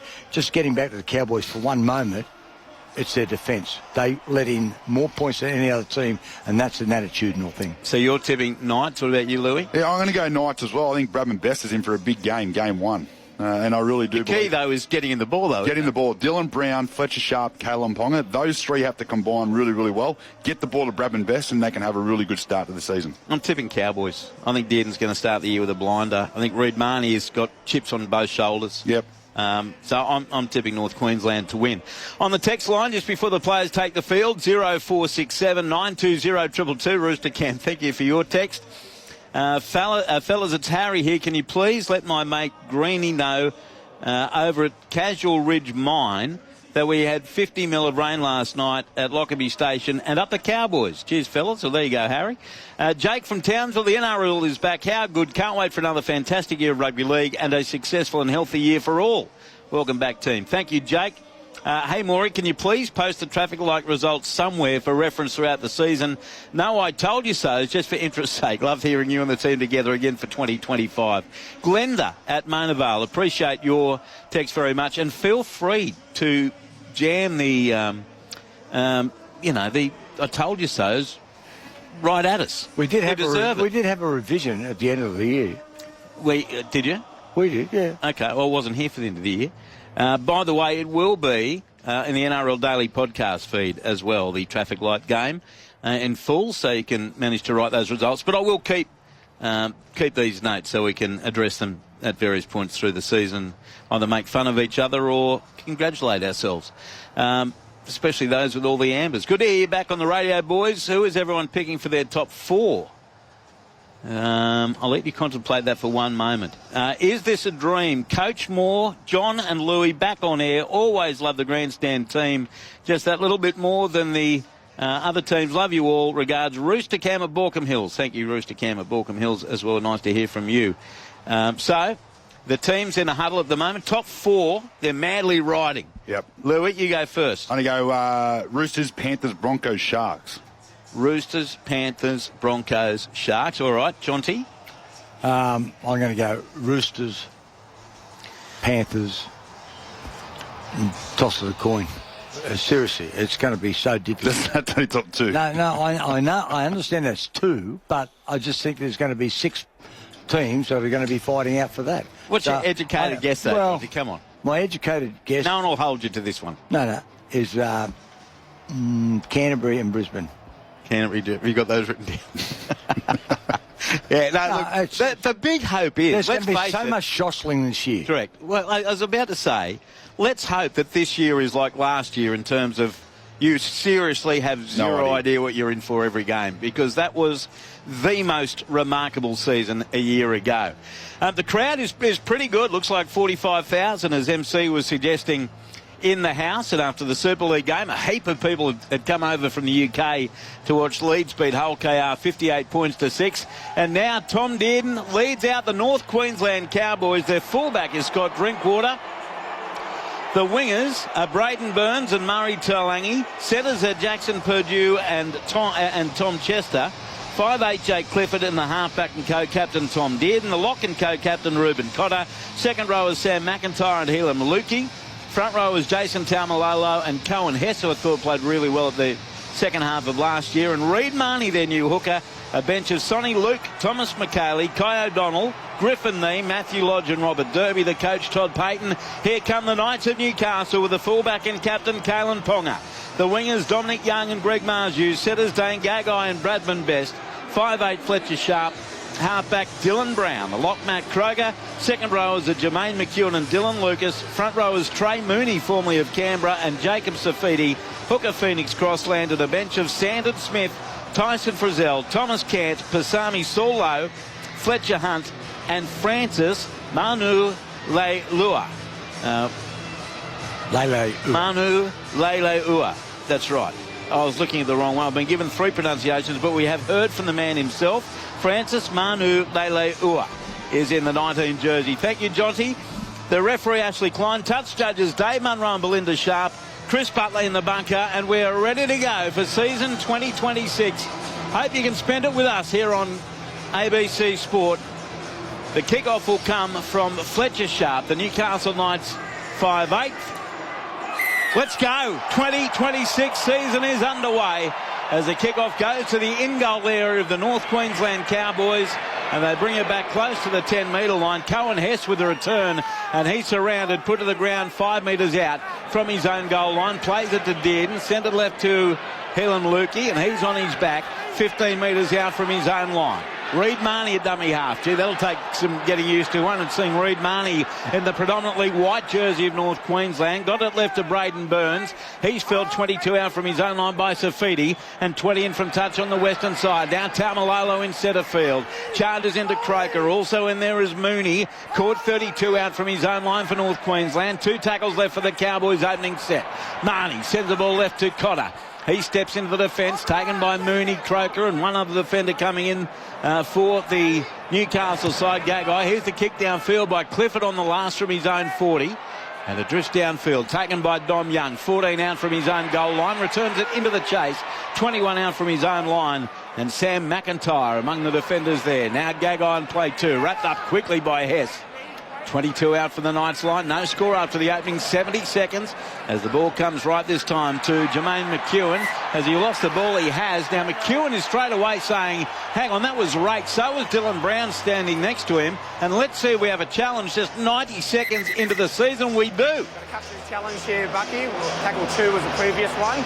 Stream of a lost ball. They believe it was stripped. So, Louis, your Hawk-style eye, what's that telling you? Well, I didn't even see the ball come out, so I can't have an opinion on this one, but it's not the start that Newcastle need if they do come up with an error. And now I'm saying that's ripped out. Clifford.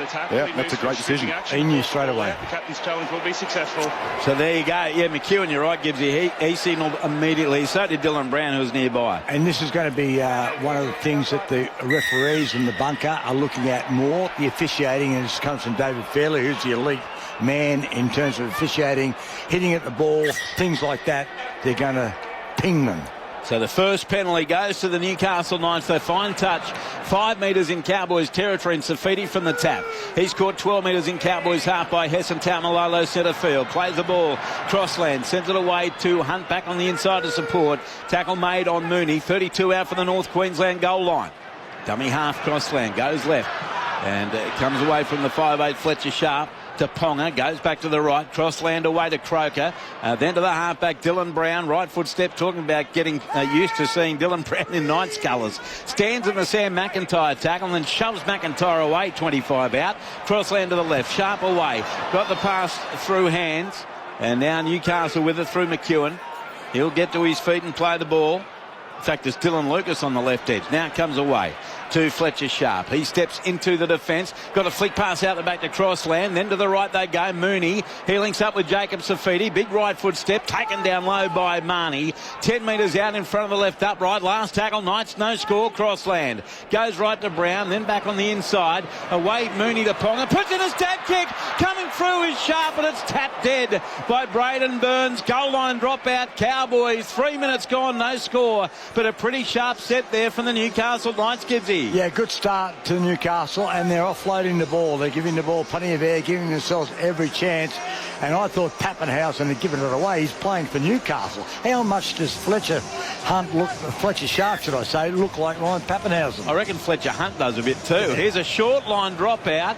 It's a left foot kick from Drinkwater, and it's out in the full. Now, there are some great exponents of short line dropouts, and there are some shockers. Drinkwater is right up there with Latrell Mitchell as the worst I've ever seen. Well, you know what? And the field is a little bit smaller, so those only went out by half a metre. I'm going to give him a bit of the Dow on that one. Wow. So now Newcastle take it from the 10, and charging onto it is Dom Young. Tackled 3 metres out. Knights on the attack.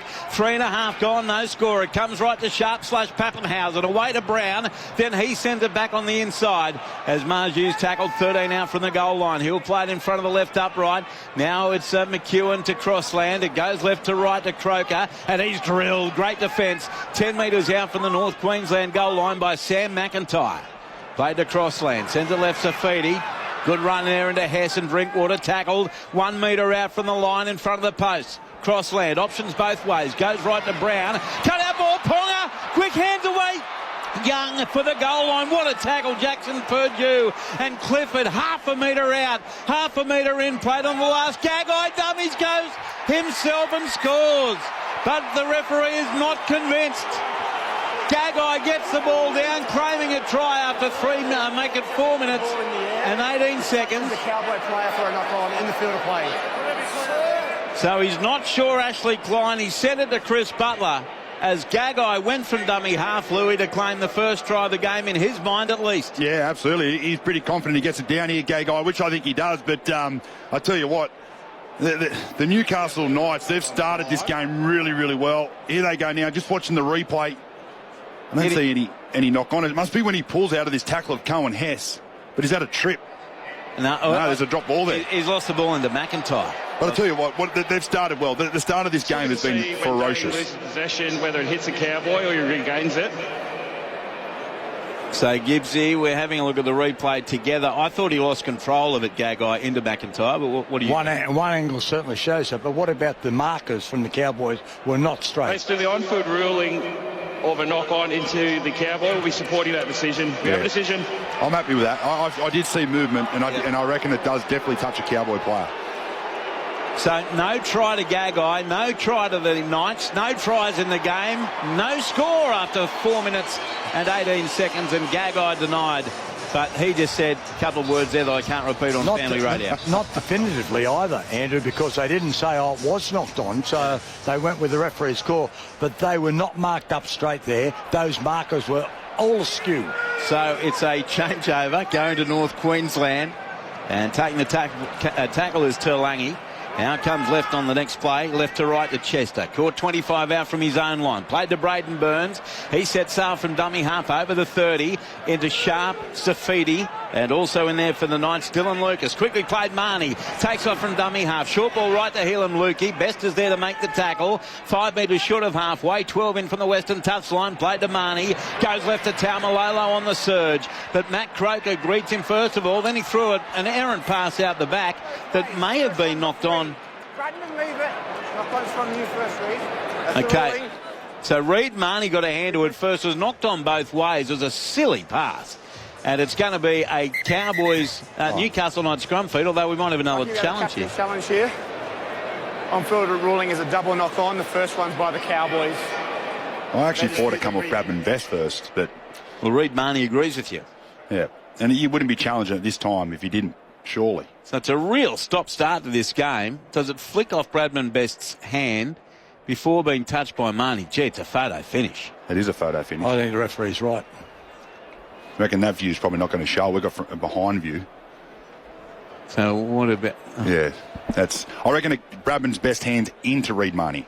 I reckon this is a retain your challenge job, but I don't know that you can disagree with the referee here. So we'll see. Second captain's challenge. We've also had the bunker in play. His hand is on the inside of Bradman's, getting the first touch. The captain's challenge is unsuccessful. Unsuccessful. There you go. So he has ruled the Bradman best touches at first. And the Cowboys, the challenge is unsuccessful. So it's lost. So they haven't got a challenge to go, the Cowboys. Wow. That's blown after 5 minutes and 19 seconds. He's also pulling it backwards as well. It was... I'm happy with that one, but I would have been happy also. You couldn't overturn it, though. You could have retained your challenge. That would have been the best result for the Cowboys. So the Knights will get the scrum feed 2 short of halfway. They win the scrum and they go right to left. They have it through best, a metre short of halfway, tackled by Dearden and also Chester. Now the ball played by Marju. Comes to the right to Lucas. He's caught 2 metres in Cowboys territory. Dearden all over him. Now played crossland. Cut out ball to the right, Dylan Brown links up with Ponga. Then he got a short ball away to support McEwen. Tackled 38 metres out from the Cowboys line and 19 in from the far eastern touchline. Crossland short side right to Brown.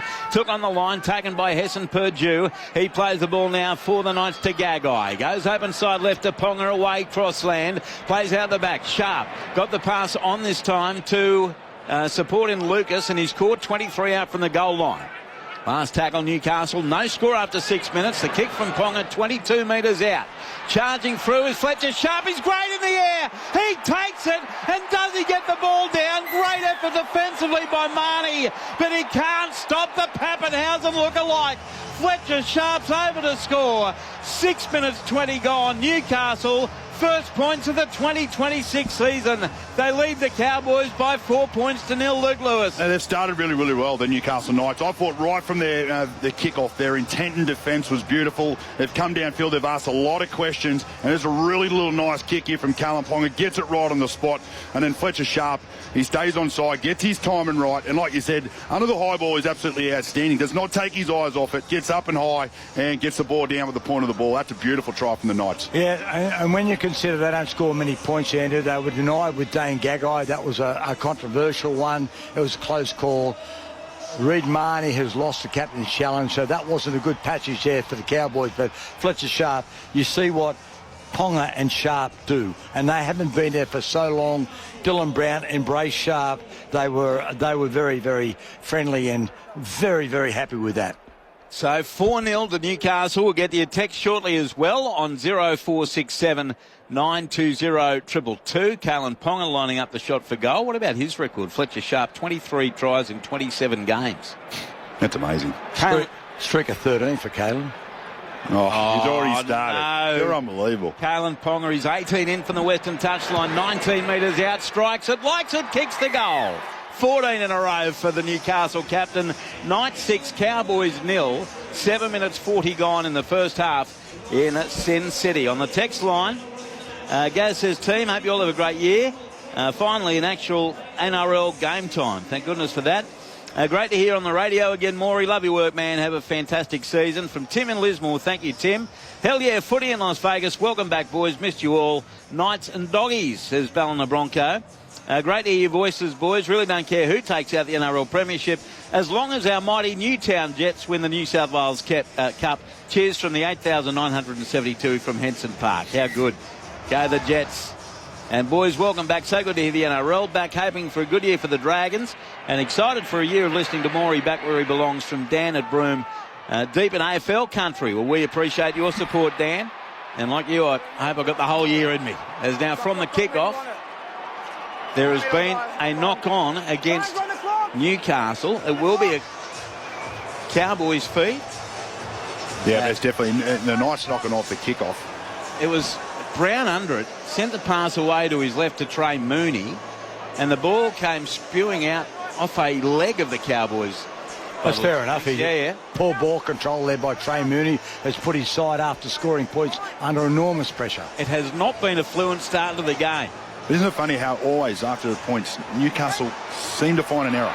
Cowboys win the scrum and it goes left. Purdue rounded up by Gagai and driven into the deck. 11 out from the Knights line. Chance here for North Queensland, who haven't really been in the contest yet, to show something. And McIntyre's at first receiver. He's tackled 10 metres out from the line.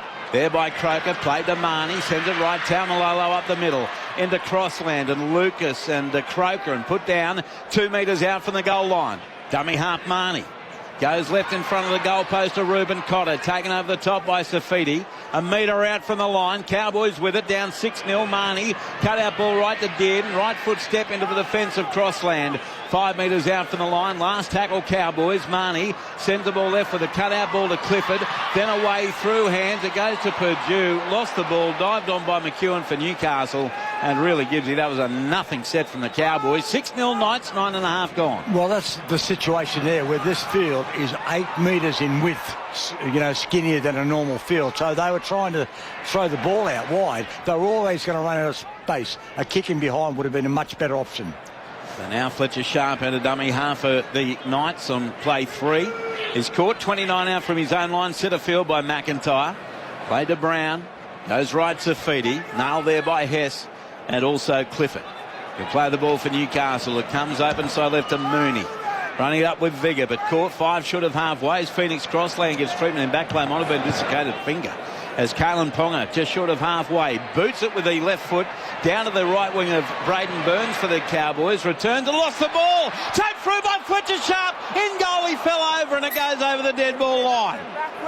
Kick dead. So it's going to be a 20-metre tap for North Queensland. It was lost backwards by Braden Burns. Kicked dead by Fletcher Sharp. Confirmed, 20-metre restart. And after 10 minutes and 20 seconds, 6-0 Newcastle. Louis, it doesn't feel like we've had more than 60 seconds of continuous play yet. Yeah, definitely not. There hasn't been a whole heap of flow, but I do believe Newcastle are doing everything a little bit quicker than the Cowboys. They're running harder, they're making quicker play of the balls, and their line speed is really, really good to watch. Cowboys 14 short of halfway. Burns plays it to Marnie. Works the ball centre field left to within 5 metres of halfway. Ball played now by Chester to Marnie. Goes left to Taumalolo. Crosses into Knights territory. Great run. Left 2 in his wake. Finally dragged down by McEwen. 38 out from the Knights goal line. Now Dearden turns it into Cohen Hess. Tackled 28 metres out by Safidi. He plays the ball 20 in from the western touchline to Marnie. Open side right to left. Dearden to Clifford away to Purdue. Gagai 1-on-1 with a lovely smothering tackle. 15 out from the Knights line. Last tackle comes to Clifford from 20 out. A short kick to the short side. Lost by Dom Young. Back to Dylan Brown for the Knights. Then away to Ponga. Ponga easily away from Hess. Now rounded up by Chester. 12 out from his own line. But it was a poor finish from the Cowboys. And now Chester gives away a dumb penalty. And the Knights get the first 2 penalties of the game in a handy position for them. Louis about 15 out from their own line after a poor finish to an otherwise good set from the Cowboys. Yeah, well, the chase was there. The kick was right, but they just couldn't get a catch on it. And they should have probably waited and let Young probably take that ball and catch him on the ground. But they're doing everything at speed. The Newcastle Knights, and that's why they're getting the calls go their way. They're running harder. They're fighting on the ground. They really want this game. So, like I said before, really good start to this game. Bradman Best takes the tap, 10 short of halfway, gets up to halfway where he's caught by Lukey and Dearden. About 19 in from touch western side. 12 gone, Knights 6, Cowboys 0. As now Dylan Lucas. He's put to the ground. Marnie was in there, 8 metres into Cowboys territory. Crossland goes left to right. Croker away, Brown to Ponga. Right foot step past Purdue. McIntyre's there, but a one-hander back to Safidi. Safidi gets 30 metres out beyond. Dragged to the ground by Cotter. 25 out from the goal line. Played down to Crossland. Spins at centre field left to Sharp. Away now to Mooney. Great one-hander back to Sharp. Quick hands for the Knights. They have it now Lucas, and he's ridden into the deck. 18 out from the goal line by Chester and Burns. Played to Crossland with 2 tackles to go. Ponga holds it up. Spins it away right. Through Dylan Brown away to Gagai. Fends away from Purdue. Linked up with Young. He fends away from Tuolangi. And now they come at him. Down he goes. 12 metres out from the line. Just in from that far eastern touchline. Last tackle with Gagai, dummy half. Goes left, Dylan Brown, the kick from 15 out. Crossfield, but very shallow. The ball ricochets back to Fletcher Sharp. He got the pass away to Marju for the goal line. Through Dearden, he's over. Can he get it down, Marju? He has. Try to the Knights. They are all over the Cowboys, who are barely competitive. 13 minutes, 15 gone. Try to Marju on the last from the Dylan Brown kick. And it's now Newcastle 10, North Queensland 0. You know what was funny? I looked at Dylan Brown as soon as he kicked and he was disappointed with himself with the kick, but the chase is what made up for it. Really good chase here by the Newcastle Knights. I think it was Bradman Best, comes across, puts himself in a good position, and then it just bounces straight back to the Newcastle Knights. They knew they had to get the ball out to that left edge there with Mazu one-on-one. He's too hard to stop, and he burns, three Cowboys defenders there. That's a big try there for the Newcastle Knights, but they look strong, they look fast, and they look very physical. Well, Mazu has been such a try scorer for the Newcastle Knights, and he can make so much ground. And you saw there on the other side, Dominic Young, you just haven't got the space, Andrew. You think you got the space, but it closes in so quickly to run around them. Mazu knew that. He stepped off the left foot, and he thought, I'll just use my power and my strength, and that's exactly what he did. This has been a mighty start to the Newcastle side, who you know can't really score points. Let me ask you this about the Cowboys. I know we're only 14 minutes into their season, but so often last year in a disappointing year, Louis, they looked listless. They weren't up and about like their opponents. Sometimes they started a game really badly. They're one of the least intelligent teams I've ever seen. Based on 13 or 14 and a half minutes alone, what's changed? Nothing. Nothing's changed. And we'll get back to, I suppose, when Callum Ponga goes and kicks his goal. Looking for 14 in a row as he strikes it. 9 in from touch, western side, heading towards the post. He's kicked it. He's 2 out of 2. And it's now Newcastle 12, North Queensland 0. But just on the Cowboys, like their energy levels is like it's like they're 12 games in and they're flat. Their structure, they've got no shape. When you look at it around the ball, you could throw a blanket over them, Andrew. It's like they haven't done a pre-season, which is really scary because this side could be anything. We talk about it all the time. Names on paper, they could be anything. But at the moment, they've just got no idea when it comes to preparing and playing smart football. I think they're playing the conditions so much better, Newcastle also. We saw that with Canberra against the Warriors in that game last year. I think they are taking a leaf out of the Canberra book and they have started beautifully. Clifford kicks off down to the in-goal area and the Knights have the footy now through Jacob Safidi, returns it into Tuolungi. Got through McIntyre, but taken by Tuolungi, Hess and Purdue. 11 out from the Knights line. Quarter of an hour gone. Newcastle 12, North Queensland 0. Texts are coming through thick and fast as well. 0467 920 222. As now Newcastle, Dom Young at first receiver. He's claimed 20 out from his own line. I just hope for the Cowboys fans that today and for the rest of the year, Cowboys show a hell of a lot more than what they've done last year in the start of this game. Dummy half crossland. He kicks about 15 short of halfway, looking for a 40-20, and he's got it. Great kick. And that will keep the pressure on Phoenix Crossland. Magnificent kick. And the Knights will get to play the ball 15 out from the Cowboys line, leading 12-0.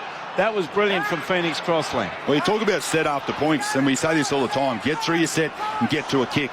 That is almost the best result besides points. Get downfield, get to 40, kick it out and get a set restart on the Cowboys line. Cap taken and comes left to Trey Mooney. Caught 8 metres out. Here they come again, Newcastle. Ball play Crossland. Goes left to Brown. Left foot step into the defence of Luke Marnie. Taken 2 metres out for the goal line. Knights looking for a third try. Crossland goes right to Jacob Safidi. Wrapped up 8 out from the line. Hess was there with Cotter. Right in front of the goalpost. Crossland. Left to Brown, out the back to Sharp. And well-read defence by Chester. Has Sharp wrapped up, and then the pass comes out the back to Bradman Best. Best runs right across field towards mid-ground and then knocked to the ground by Taumalolo, 12 out. He'll play the ball with 2 tackles up the ninth sleeve to Crossland. Goes to his right. Jinking run here by Brown. Put to the ground 4 metres out. Last tackle, Crossland. Spins it left Ponga. Show and go from Kalen. Tackled a metre out. Changeover. And they showed a bit of steel there, the Cowboys. Gibbsy. Changeover. They'll play the ball just out from their own line, but they're trailing 12-0. Yeah, the defence has been okay. I mean, they've had 2 tries scored against them after kicks. But it's the attitude of Newcastle. I know that we can be down on the Cowboys, but I think the Knights, in view of how they've done in recent seasons or recent times in scoring points, they have been brilliant. So now North Queensland with a tough set, and Purdue caught the high shot there from Jermaine McEwen. So it is a penalty to North Queensland, their first of the game, and that will help deep in their own territory. 15 out from their own line. Knights 12, Cowboys 0. 17 minutes gone in game 1 of the season in Las Vegas. On the text line, nice to hear you back in the box, Maury. Cowboys 13 plus. Need Marnie first try, says Harry. Lads, welcome back for another year.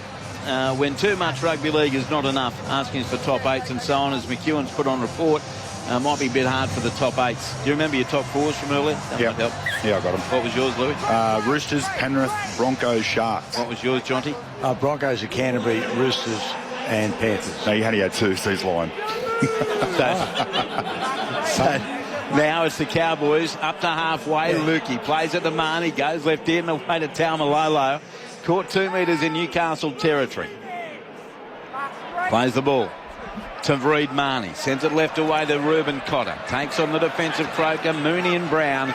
Ends up on his back. 38 metres out from the Newcastle line. Nearly 18 minutes gone in Vegas. 12-0 to the Knights. Dearden turns it into Cohen Hess. Good strong run by the front rower. Into the defensive Croker and Safidi. And also emerging there Mooney. Plays the ball now on tackle 5. It comes to the right Drinkwater with a cutout ball to Lukey over the 20. Caught by Lucas. Last tackle, 17 out, played to Mooney. Goes right to Dearden to the 10-metre line, beat 1 tackle, then runs into the defence of Sharp and Best and Ponga. Changeover, 5 metres out from the Newcastle line. Knights 12, Cowboys 0. You're listening to Luke Lewis, John Gibbs, and I'm Andrew Moore on ABC Sport. Andrew, good to hear your voice once again, calling the footy. Miss it during the Ashes from Vince. Thank you, Vince. Welcome back, Andrew and co. from Merv at Moores Park Beach near Bundaberg. Cheers, Merv. As now Best for the Knights. 15 out from his own line, plays it. It goes right away to Dane Gagai. And he's caught 27 out from his own line. Knights with it. 20 in from the western touchline. The defender there was Cotter. Now it's Young. Centre field. Put on his back. 32 out from his own line by Clifford and McIntyre. Played across land. He sends it away to the left side to Trey Mooney or Croker. It's Croker. He's tackled 5 short of halfway. Last tackle Newcastle. Crossland goes right to Brown. Boots it downfield off the right foot. Dropping back Drinkwater. Takes it a metre out from his own line. Beautifully weighted kick from Dylan Brown. And Drinkwater, is he injured? He just jogged at half pace back to the 10-metre line where he's tackled. He was clutching at his ribs after that try was disallowed to Dane Gagai. He was clutching at his ribs there. Whether he's got a problem, you would suggest the way around that, maybe. I think he just went off the backfield there. I can't see, but I think he might have went out the back. But what about that set there from the Newcastle Knights? 1 metre out, 1 metre in the corner, and there he is there leaving the field. Yeah, Drinkwater is gone. You've got an eagle eye even when you can't see anything, and Gibbsy, you've predicted the injury. He's left clutching his rib cage, so a huge blow for North Queensland, who take the footy up over their 40. They're 8 metres short of halfway. 20 minutes gone in the first half, and it's Newcastle 12, North Queensland 0. Now Reid Marnie kicks out a dummy half. Down to the southwest corner, bounces away from Ponga. Now picks it up. 9 out from his own line, 5 in from the touchline, and he runs into the defence of Chester and Lukey just outside his own 20 for the Knights. Plays the ball to Sharp. Sends it left to right to Marju. Taken by Dearden and Lukey. 32 out from the Newcastle line. Sharp works it right to Bradman Best. Looking for a way through, but Taumalolo is the body in front of him. And along for the Cowboys, Kai O'Donnell on the field. Now comes away to Gagai to the right side. Cotter is there with Hess to make the tackle. About 5 short of halfway. 2 tackles left for Newcastle. Kai O'Donnell is on the field. He's replaced Drinkwater, so a massive reshuffle. Quick hands now for the Knights. Right to left to Marju. Great tackle. That's an old-fashioned Steve Mortimer-style cover tackle around the ankles. 30 out from the goal line. On the last play, Ponga runs at the defensive line. Puts a kick across his body. Getting underneath the Dom Young. Taps it back into a Newcastle. Cowboys player knocked it on Clifford. So a knock-on by Clifford. Remember, the Cowboys have already burnt their challenge. Scrum feed Newcastle, about 18 metres out from the Cowboys line. Newcastle gives the lead 12-0 after 21 minutes. And that loss of Scott Drinkwater, who was hurt, he hurt his ribs in trying to make the tackle when Gagai was stopped by Cohen Hess. So in that sort of, scrimmage, he was hurt and he's gone from the field. He's involved, Andrew, in more points scored by a team than any other player in the comp. So they are really up against it without Scott Drinkwater. Scrum feed here for the Knights. They lead 12-0. They go to the right edge. And it's Gagai getting away from McIntyre. Now taken there by O'Donnell. Only about 16 out from the Cowboys line. Dummy half Crossland. Sends it away left to McEwen. Taken by McIntyre and O'Donnell. 12 out from the line. Crossland steaming onto it. Trey Mooney. Mooney through. 1 tackle Cotter. And he's held up only half a metre out from the line by Hess. Great run, Mooney. Plays it to Crossland, spins it beautifully left to Brown, and it's set restart here for the Cowboys, for the Knights as well. The first of the game, 7 out from the goal line. Played to Crossland, goes left sharp, terrible pass. Goes on the ground and picked up by Braden Burns for the Cowboys. 9 out from the North Queensland line. Talk about opportunity lost for Newcastle, Luke Lewis. It looked like they just slipped out of Fletcher Sharp's hands. Yeah, look, they're doing a great job. It's really their first area that they've come up with, and they didn't get the execution right. But I'd like to see him get the ball to Bradman Best. We talk about it all the time. I think he's had one carry, Andrew. He would be devastating, getting a little crossplay coming back against the grain, against his tied forward pack and the defensive structure here of the Cowboys. So now North Queensland up over their 30 they go. They have it about 8 metres short of halfway. That looks like Thomas McKaylee on the field. Played to Marnie on the last. Goes right to Clifford. Right boot the ball. Over the head of Young. And Young lost it. Back towards his own goal line. Recovers. And he's up over the 10. Put down 14 out from his own line. 23 minutes gone first half. Newcastle 12. North Queensland 0. And we're just starting now to get a bit of flow into this game. As Kalen Ponga at first receiver is claimed ball and all by Lukey, just short of his 20-metre line. Crossland dummy half. He sends it left to Bradman Best. Claimed down low by Dearden and by Chester over the top. 25 out from his own line. Fletcher Sharp out of dummy half. Runs himself. Got away from Chester and Marnie. Then goes across field. Then past another in the middle of the ground. Finally caught by Cotter. And also Griffin Neem on the field now for the Cowboys. Just short of halfway. They work the ball right to Tyson Frizzell, who's out there now for the Knights for the first time. Plays it in Cowboys territory. Goes right to Dylan Brown. Right boot the ball. The kick taken. 10 metres out for the North Queensland line by Jackson Purdue, who's moved to fullback. And he returns it well. Plays it 28 out from his own line to Marnie. It comes right now to Chester. Stepping right into the defence of Frizzell and Crossland. 8 short of halfway. 16 minutes left first half in Vegas. And it's 12-0 to Newcastle. There's now Tulangi. He's caught just inside Knights half. Marnie dummy half. Goes left to right to Griffin Neem. Caught by Crossland and Frizzell. 38 metres out from the goal line. Marnie goes right to Dearden. Plays out the back to Purdue. Then away to Chester. Steps into his opposite number Best. There's a Knight down in back play. Fletcher Sharp. He's limping badly. Last tackle Cowboys. This has not been their friend thus far. Dearden the kick. And Ponga takes it easily. 4 out from his own goal line. But it is a penalty going against Newcastle as Fletcher Sharp is struggling to walk. It is a penalty to North Queensland. 2 all the penalty counts. And it's against Jermaine McEwen there by the sounds of Ashley Klein, and Louis Fletcher Sharp's hit the deck here in a lot of pain. Yeah, he's trying to stay on the field, and he just looks like you can't put any weight on. I wouldn't surprise if he got knee on knee. It's about to show it now. Yeah, I reckon it's knee on knee. That's what it sort of looked like. But, yeah, I couldn't see in the backfield what would happen on that kick, but obviously Newcastle Knights took a Cowboy player out, and they're going to have a really good opportunity now to get some points back on the board. But I reckon there's a bit of a tactic here from Sharp just to go down, have a bit of a break, give the guys a bit of a breath, get some wind in before they defend the set. He'll stay on the field. He looks very sort of. He just had the ACL test, and that's always a worry. But he's moving now a little bit freer. Only a little bit though, Jonty. Yep. He'll be fine. You watch. I reckon he had a knee clash. Just have a bit of a break. Injury. Just give him a bit of a break. Yeah. Okay. So, geez, footy players are tough. Barney takes the tap. 10 out. Goes right to Griffin Neem. And runs into the defence of Trocus to feed in Crossland. 2 out from the goal line. So can the Cowboys hit back here? They're down 12 blot. Comes left away to McKaylee. He looks really fit at the start of the season. Caught 2 metres out from the goal line. Dummy half Marnie. Gets it away. Delayed ball to Dearden. Away to Lukey. He beats Fletcher Sharp. Beats Dylan Lucas. And he's over to score. So the Knights are in after McEwen gave away the penalty. And it's a try to the Cowboys against the Knights. The Knights have let the try in. Newcastle 12, North Queensland 4. Try to Helam Lukey, Luke Lewis, after 25.5 minutes. Yeah, good work here by the Cowboys. They finally got some flow. There was a bit of back and forth. They were going through some sets. They finally get a little bit of field position, and a beautiful little ball here from Tom Dearden. Gets a little bit of an outline there, Helam Lukey. And, you know, a very smart play by the Cowboys. They knew Fletcher Sharp had a sore knee. He comes up limping. That's targeting. And then you've got Bradman Best who goes up, out the back, hedges his bets, makes a one-on-one, big man via little man with someone who's got a bit of an injury in that leg, and that's a great try there. He couldn't put any weight on it. And it was plain to see he was basically impotent to do anything. The bloke just ran past him, Helam Lukey. He's had his own issues. Helam Lukey been out of the game for a long time, and he's a powerhouse. He's getting a pat on the head there, is Fletcher Sharp. But that was well done there by the Cowboys, and it all came after that obstruction from the kick through.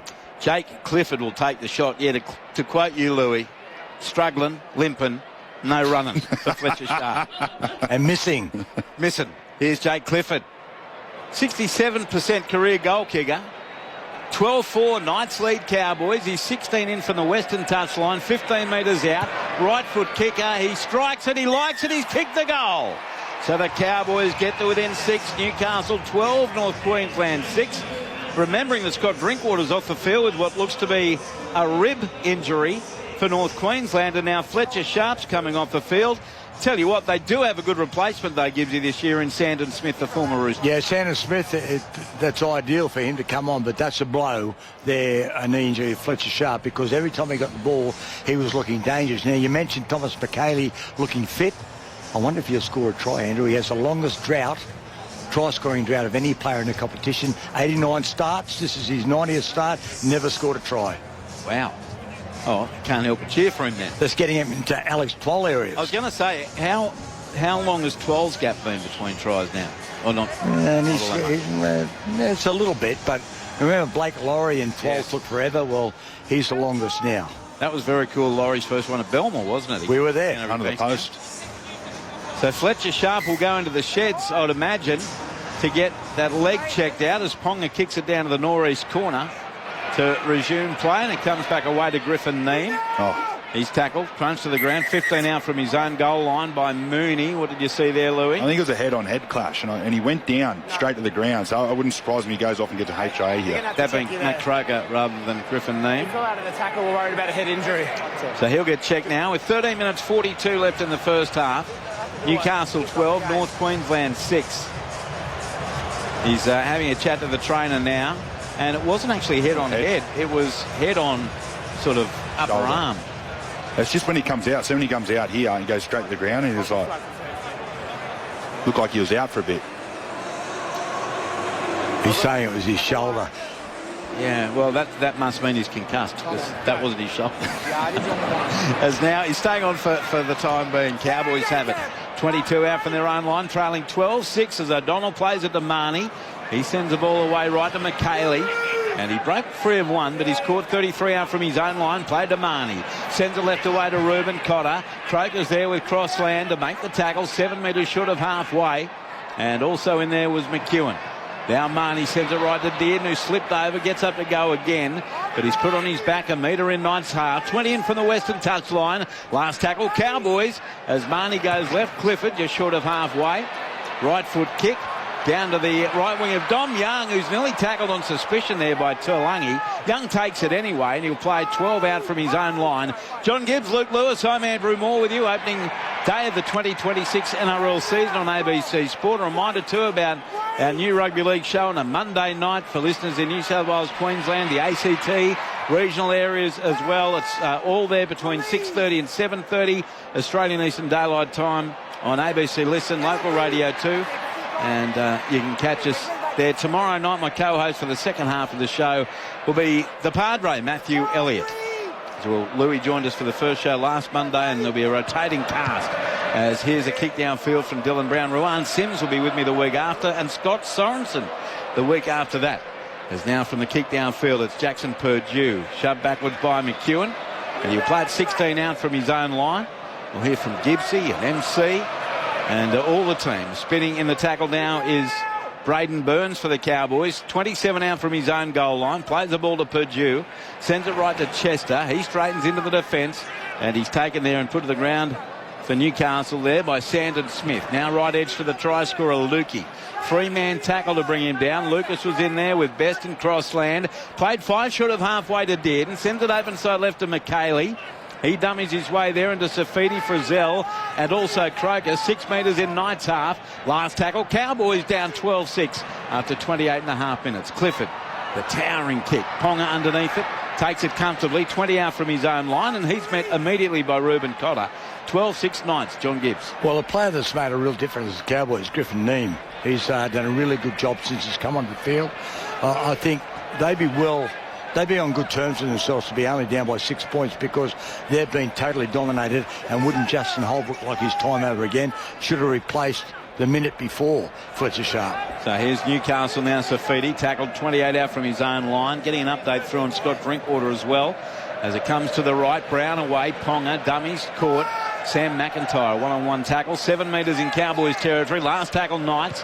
Short side right to Dylan Brown. The kick from 41 metres out. Underneath it, Jackson Purdue takes it. And then Gagai can't make the tackle. He gets away from another Purdue. He's over the 20 to the 30. Dragged to the ground by Safidi. 29 out from his own line. Quickly played to Burns. Takes off from dummy half. Crossland brings him down on halfway. Make it a metre in Knights territory. Ball played to Purdue. Short ball goes left to support Clifford. He's hit one-on-one by Frizzell. 37 away. Marnie dummy half. Goes left to Dearden. Then away through hands to Alangi. Got the pass off the ground to Dearden. Bounced away from one. He's up over the 20-metre line. Caught 15 out from the goal line. He'll play the ball for the Cowboys. 2 tackles left. To the right, McKaylee. 7 minutes short of his first try in 90 games. Last tackle. Played to Marnie. Goes left to Clifford. Then away McIntyre. Flick pass away. Got it to the winger Murray. Tuolangi. And that's a brilliant pass by McIntyre. Tuolangi's over to score. And the Cowboys have hit back and how. 9 minutes 50 left first half. Newcastle 12, North Queensland 10. To try Louis to left winger Murray Tuolangi. What about the pass from McIntyre? Yeah, McIntyre comes up with a superb pass there to find Murray Tuolangi down that sideline, and he does a great job to pull this ball in. But put this down to just patience from the Cowboys over the last sort of 7 or 8 minutes, just getting back into the grind, completing their sets, and getting up and down the field nicely. And then they finally get an opportunity. You can see the fatigue kicking into that Newcastle Knights, and they were asking questions all over the field. But that pass from McIntyre, absolutely perfect. Yeah, Tuolangi, he's a try scorer. Great pass by McIntyre, and Dom Younger came in off his wing trying to, stop it. But that was really well done, and that's what you need to do on this contracted field. But Jackson Purdue, he's the player that took the ball up the other end of the field, came up with a scything run, absolutely brilliant. And Purdue, the only player from the Cowboys to play every minute of every game last year. I'm so happy not to see him at 5'8". Centre or fullback, he's making a great fist of this. By the way, Scott Drinkwater, it is rib cartilage. And Cowboys are telling Ralph Tucker, our producer, that he could return after getting some painkillers. So wait and see. With Purdue having moved to fullback, McIntyre, who had that great flick pass, is out at left centre and replaced in the forwards by Kai O'Donnell. So Clifford with a tough kick from the eastern touchline to level the scores. And boy, after we're talking about lamenting the Cowboys opening, 20 minutes or so, they looked like they had no energy compared to Newcastle. They've really got themselves into the game. Clifford, 23 metres out, half a metre in from touch. Right foot kicker, and he moves in Clifford. He strikes it. He likes it. He has kicked the goal from the touchline. 2 out of 2 for him. 12 all it is, Newcastle and North Queensland, with 8 minutes and 22 seconds to go in the first half in Las Vegas. On the text line, 0467 920 222. I hope the vibe in Vegas is as good as 2024. Manly seem to have been embraced by the locals, says Daz in Gosford. But we were there, Jonty, and it was a special week, wasn't it? Let alone occasion on the day of the game. It was amazing. The players are lifting. This has been a great bounce back by the Cowboys because they were totally dominated, but they have come back really strong. Don't worry, Andrew. The camera work made me think McIntyre's pass went straight over the touchline too. Yes, Steve, that's exactly what I thought. Here's the kickoff. The perils of doing it off of television. The kickoff taken 2 out from the goal line. It comes right to Thomas McKaylee. And he's caught amongst those defending there is Pasami Saulo on the field for Newcastle. He's out. McKaylee is down, and it's a penalty for a crusher tackle. A penalty goes to the Cowboys, and even that is where momentum has changed. First 2 penalties of the game went to the Knights, and the last 3 have gone to the Cowboys. Well, it's funny because he loses the ball too, does he? Oh, no, it's his knee. See his knee? Oh, that looked horrible. He's all right, though. Did you not see that? No, I saw it, but then I'm hearing you talk about, and you're a tough dude. Yeah, I don't like the look of when the knees go in. Oh, no, knees or ankles. I can feel it every time I see it. And then the look on his face. Oh. But he's back up, I think. No, he's not. He's back down. It's for a crusher tackle. The trainer's down with McKaylee on knees having a chat to him. 8 minutes and 7 seconds left. 12 all the score. We can see Fletcher Sharp, who's sitting on the the touchline for Newcastle. He left the field with a leg injury. Earlier in the English Super League game, Leeds Rhinos, coached by Brad Arthur, starring role Mike Acevo with 4 tries, thrashed Hull KR 58-6. And here, Gibbsy, it's 12 all, 8 minutes left, and still concern for Thomas McHale. Yeah, and I'm not sure whether they're going to look at this more because, you know, the crusher doesn't do that injury, but whether or not they thought something else untoward had happened in the tackle, but they're taking their time looking at this, so there may well be further action. On report, there you go. To the knee. So McHale is hobbling off the field beyond the dead ball line. He pointed to the knee then, so you would think there was a tackle. Cannonball, I reckon it'll be. Yeah. Because that's not what he said initially, but obviously the bunkers had a look at it since. So Tyson Frizzell is the player on report. So 2 Newcastle Knights players on report in this first half. Lucky not to be in the bin there. Yeah. If he's come up with that situation and he's on report and they've looked at it, to not bin him is probably lucky. Well, good news for the Cowboys is that Scott Drinkwater's coming back. So McIntyre can move back into the forwards, but due to left centre, and Drinkwater back at fullback. From the tap, it's the tackle made on O'Donnell, 3 metres in Newcastle territory, played to Marnie. He sends it right to Ruben Cotter, who's barely been sighted today, and he's tackled here, 39 out for the Knights line. Just looking at that situation, played a replay, Andrew. I don't think Frizzell has got much to worry about. Drinkwater here tackled, 29 out from the Knights line. Tackled there by Basami Saulo. Marnie goes right, Dearden, short ball to Griffin Neame. Runs into Lucas and Crossland. 19 out from the Knights goal line. 2 tackles left for the Cowboys, who are looking to hit the lead for the first time. Dearden to the left, Clifford away, Drinkwater. And he jimmies his way into the defence there, taken by Brown. 14 out from the goal line. Last play. Short side work between Clifford and Purdue. Comes back across field to Marnie. Set restart inside the 10 against Newcastle. So another set restart. Goes for the Cowboys, their first of the day, actually. They're 11 metres out. Cotter dummy half. Goes right to Neame. Crosslands there with Lucas and Basami Saulo in defence. 4 out from the goal line. Marnie goes right to Helam Luke. He desperately wanted to offload, but he's caught in the tackle of best, 3 metres away. Now Marnie. Open side, right to left, Dearden away to Cotter. He straightens into Saulo and Croker, 4 metres out, right between the uprights. The bright yellow posts at Allegiant Stadium. Marnie to the left. And here's a great solid tackle coming from Frizzell and Saulo on McIntyre, a metre away. Last tackle, Marnie got the kick in to the in-goal area. Dylan Brown's back there and very calmly and casually catches it in his left arm and runs it over the dead ball line. So a goal line dropout for the Knights. Gee, they're under the pump, Louis. 6 minutes 15 to go in the half. 12 all the score. They are under the pump. Cowboys doing a really good job of not overplaying their hand, just keeping playing the patience game. And I reckon every time they get through these sets and asking those questions, they're getting a lot closer to a try. Wouldn't surprise me they go over this set. Short line dropout, dropped by Dominic Young. Newcastle got their first, recovered by Purdue for the for the Cowboys rather, and he'll play it 25 metres out from the Newcastle line. It comes right to Kai O'Donnell. And he's felled 17 metres out from the goal line. Cowboys have scored the last 12 points, the last 2 tries. Dearden, short ball left to right to Neame. Lucas is there in defence with Crossland and Frizzell. And he's on his back 11 metres out from the goal line. Now played to Marnie. Spins at centre field left to Dearden. Comes back to the right to Drinkwater. Stops props, then passes left back to Dearden. Very much crossfield here for the Cowboys. Turns it inside to O'Donnell. Everyone's running crossfield. Now O'Donnell straightens and backs his way to within 9 of the goal line midway through the tackle count. Marnie for the Cowboys goes right to McIntyre, then Drinkwater, quick hands to Dearden, lovely pass away to Braden Burns, gets away from the western touchline, got away from Marju. He's to the goal line and just held up short of it, about a foot away. He'll play it with 2 tackles to go. Burns does so to Marnie. Spiralling ball left to Dearden, away to Neame. Bumping tackle brings him down 4 metres away. Last play, Cowboys. Marnie goes left away. McIntyre got the pass to Marnie. Goes without it. Knock on Cowboys. Poor finish to the set. And very good defence from the under the pump Knights. 4 minutes 30 left first half, Gibbsy. It remains 12 apiece. That was a big set for the Knights. Well, I need the bell for half-time, the Newcastle Knights. They started so well, but Cowboys have really got the pep in their step now. And the Knights have come up with a really good defensive set the last 5 minutes, a couple of them, to keep the Cowboys out. Now, I'm just getting news on Canterbury's team to play St George Illawarra in game 2 of the doubleheader. Knights have it, and they take it up over their 20-metre line.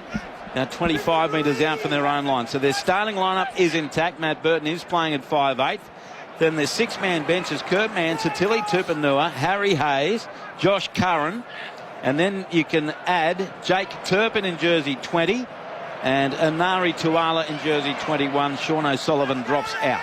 So you can add Jake Turpin and Anari Tuala now to that bench for Canterbury Bankstown. As the Knights take it up near halfway, Gagai bounced away from 1-2. Then into the tackle he goes of Clifford and O'Donnell on halfway. He'll play the ball to Crossland on the last. Comes left to Ponga with a high kick. End over end down to the northeast corner. And underneath it, Drinkwater takes a 12 out from his own goal line. Heads across field, straightens into Frizzell. 15 out from his own line. Knights 12, Cowboys 12. 3 minutes 30 left in the half. Purdue in a dummy half. Sends the pass away right as Chester's caught. 24 out from his own line. Or Burns, it was Braden Burns. Now it's Chester at first receiver. Caught 32 out from his own line. Louis, a rib cartilage injury like Drinkwater has suffered. He gets the painkillers. Will that cause him any more inconvenience through the game? Not while the painkillers there. After the game, he's going to struggle. Getting on the plane, coming home, he's going to hurt a lot as well. So you can't make it worse? No, you could break it. You'd be very, very unlucky. Not really. It's one of those injuries that you can't play with, but he doesn't look to be running full throttle anyway. Kick downfield from the Cowboys, taken by Ponga low to the ground. 11 out from his own line. 2.5 left in the first half. Knights and Cowboys 12 all. As it comes left to Dom Young. Got straight through one tackle attempt of McIntyre. Caught by Lukey. Plays the ball to Brown. To the left to Young. Dom Young, or is it Marju? It's Marju who's caught. 30 out from his own line. 20 in for the Western touchline. Crossland. Gets the ball short side left. As Best is taken 8 metres short of halfway. He'll play the footy now to Crossland for the Knights. Goes to the right for Zell. Then away Brown to Ponga. Cut out pass to Young. Across comes Purdue. Young over halfway. An easy fend away from Young. Pass knocked down by Tuolangi. Scooped up by Purdue for the Cowboys. Got the ball away to Drinkwater. And he slips in the tackle 38 out from his own, 38 out from his own goal line. So that was a poor decision from Dom Young. And great work by Murray Tuolangi. Is now Tom Chester. He's taken 25 out from his own line. Played to Drinkwater. Goes left to Murray Tuolangi. And McEwen is there with Crossland and Brown with the tackle. 12 metres short of halfway. 90 seconds to go in the first half. Marnie sends it right to Cotter. Sami Solo is there in defence with Lucas. On his back is Reuben Cotter. 2 short of halfway. Marnie goes left away to Griffin Neame. Crossland's there in defence with Saulo. 10 metres in Knights half. Last tackle North Queensland. Marnie goes left. Kick from Drinkwater's left boot. Towering for Kalen Ponga. Up he goes. And it was a great catch right in front of Jake Clifford, Louis. 15 out for the Knights line. Yeah, he needed to come up with that catch. That's a big play there from Kalen Ponga. You're looking at his teammates at the moment. They're absolutely out on their feet. They're looking at the clock. They want to get into that shed at half-time and get a little bit of a breather going on because the Cowboys are absolutely dominating at the moment. So now Newcastle with it. It's 12 all. 1 minute to go in the half. Bradman Best plays it 28 out from his own line. The long ball goes right for Zell. And he's taken in centre field. And played down. In fact, it's Croker with the footy. Played to Crossland. Goes right to Brown to Ponga. Quick pass away. Scooped up by Dylan Brown. He links up to his right. Gagai. He's past Purdue. Purdue comes at him. One-handed back. Intercepted by Croker. Rather by Cotter. Reuben Cotter's got it for the Cowboys. 20 out from his own line. Another poor decision, I think, by Gagai. With 20 seconds left on the clock as the Knights look like they're going to run away just before half-time, but the Cowboys have it. 24 out from their own line, 12 seconds left. Drinkwater plays the ball, and a big dummy from Braden Burns. Runs across field, fends away from a couple into Bradman Best. And Marju, he's tackled, and that's the end of the half. So it started a very stop-start affair. Then Newcastle was dominant. The Cowboys looked way out of it, but haven't they fought back in the last 15 minutes of the half to have the momentum going into the sheds at Allegiant Stadium? The scoreline at 12 apiece for Newcastle. Tries to Fletcher Sharp in the 7th minute. Greg Marju in the 14th. Kalen Ponga 2 goals from 2 attempts. Jermaine McEwen on report in the 18th minute for a high tackle. And Tyson Frizzell on report in the 32nd minute for that tackle on Thomas McKaylee. 1 successful challenge, 1 restart. For North Queensland, tries to Heelan Lukey in the 26th minute. Murray Tuolangi in the 31st. Jake Clifford 2 from 2, including a beauty from the sideline. An unsuccessful challenge for North Queensland and 1 restart. Scott Drinkwater suffered that rib cartilage injury, but he's back on the field for North Queensland. Thomas McKaylee left the field with a knee injury just before half-time. And for the Knights, worryingly, Fletcher Sharp, the 5'8", left the field with a leg injury. With about 10 minutes, I'm told he's done for the day. Fletcher Sharp. So that's not good news for Newcastle. Luke Lewis. Neither is the scoreline at 12-all, bearing in mind where they were at. Yeah, it was a great start by the Newcastle Knights. I thought the first 25 minutes they dominated. Their energy levels, their line speed, their defence was brilliant. And then a little bit of flow of the game started to kick in. North Queensland worked their way back in. Ever since Fletcher Sharp left the game, I felt like Newcastle lost a little bit of confidence. They went backwards. They went into their shell. So here's a huge loss for the Knights. Great work there by the Cowboys to get back into this game. And I feel like they didn't really want half-time to come because their energy and momentum was right on top of the Newcastle side. Gibbsy, your take on the first 40? Yeah, great start by Newcastle. I thought their attacking attitude, considering they struggled to score points, was excellent. And the Cowboys were looking, to struggle, and they bounced back really well. The injury to Fletcher Sharp was a bad one, particularly as he was on the field when Heilum Lukey was able to score his try because he went through Fletcher Sharp, who was not up to scratch. I have a cursory look at the stats, Andrew. I don't always, like what you see, but what about this? It's 12-all at half-time. Possession is 50%. Time in possession, 14-28 for the Knights, 14-34 for the Cowboys. So that's as square as you get it. And completion, 79% Knights, 76 Cowboys. So it's been a really competitive, it's been a high-quality match for the first game of the season.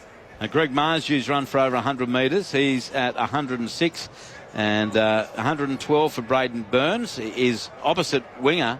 He's on the right wing and Marshue on the left wing for Newcastle. And they're the only two players to run for over 100 metres. Dylan Lucas, 27 tackles so far for Newcastle.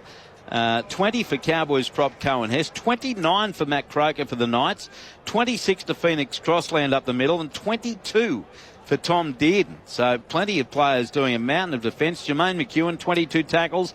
Sam McIntyre, 22 tackles. 20 for Jacob Safidi and 81 metres with ball in hand. So after in the English Super League, Leeds thrashed Hull KR 58-6. It's 12-all in the NRL season opener between Newcastle and North Queensland. Hope you're enjoying the action with Luke Lewis, John Gibbs and I'm Andrew Moore on ABC Sport as we get things underway for a new year. Second half to come. We'll check in with Brett Sprigg too to preview the next game between Canterbury, Bankstown and St George Illawarra. But first, we head to the ABC newsroom.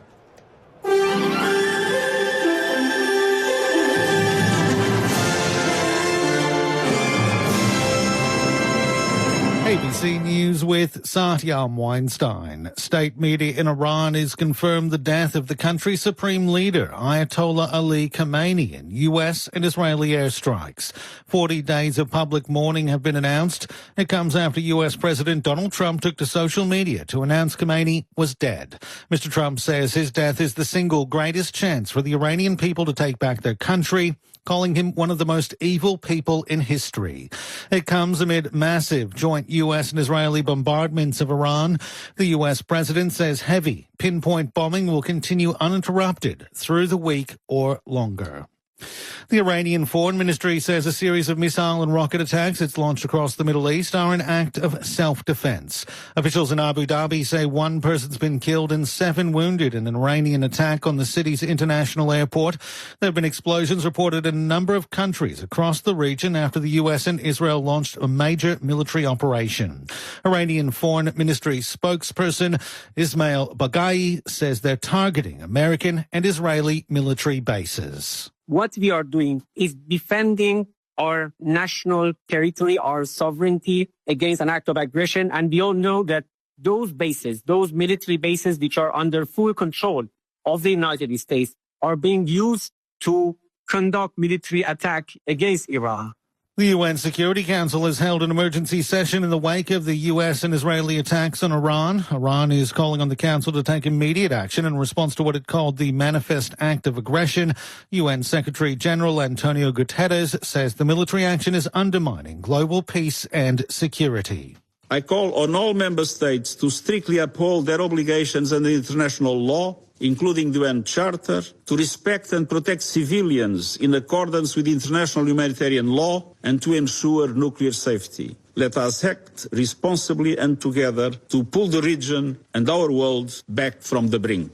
The Prime Minister is urging Australians to leave the Middle East, but is warning the government's ability to help citizens in Iran is extremely limited.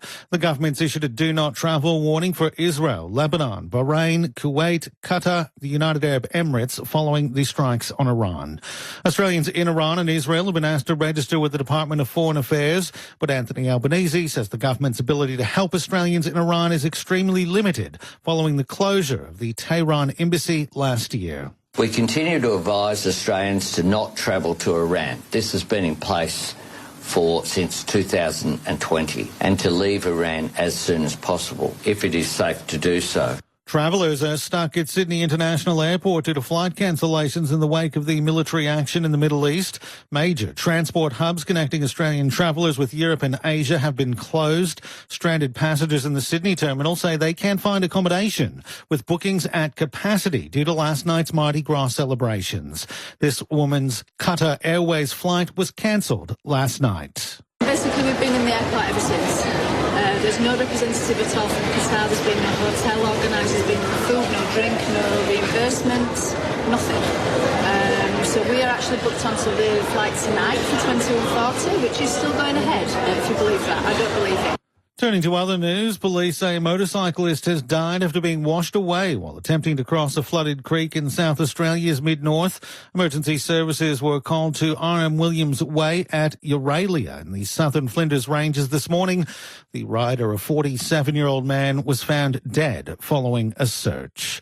The Queensland government says a new tranche of offences are set to be added to the adult crime, adult time laws. Emma Johnson has more. The Making Queensland Safer laws impose harsher penalties for youth offenders convicted of serious crimes, such as murder or manslaughter. The new bill will add 12 offences, including unlawful stalking, conspiring to commit murder and assault occasioning bodily harm. Youth Justice Minister Laura Gerber says the additions target offenders doing the most harm to the community. We promise Queenslanders we continue to strengthen our laws, and we will continue to do that. We will not take a step backwards. If further changes are needed, we will make them. The proposed changes will be tabled in Parliament next week. And shots have been fired at a home on the New South Wales Central Coast. Police say a man and a woman aged in their 20s and a child were inside the home at Killarney Vale. Police say a man left the scene in a white SUV. You're now up to date with the very latest from ABC News. 12 teams, 3 cities, 1 dream. Great touch on the edge of the box, right foot strike, he scores! Unbelievable! ABC Listen, your home of the AFC Women's Asian Cup Australia 2026. Dribbles to the edge of the area, strikes! Oh, it's in! What a wonderful goal! One match live every day. Every Matildas game, every final. On ABC Listen. Just look for the green and gold Asian Cup button. ABC Sports coverage of the 2026 NRL Premiership. Fast tackle Newcastle, no score after 6 minutes. The kick from Ponga, 22 metres out. Charging through is Fletcher Sharp. He's great in the air. He takes it, and does he get the ball down? Great effort defensively by Marnie, but he can't stop the Pappenhausen lookalike. Fletcher Sharp's over to score. 6 minutes 20 gone. Newcastle, first points of the 2026 season. Last tackle with Gagai, dummy half. Goes left, Dylan Brown, the kick from 15 out. Crossfield, but very shallow. The ball ricochets back to Fletcher Sharp. He got the pass away to Marju for the goal line. Through Dead, and he's over. Can he get it down, Marju? He has.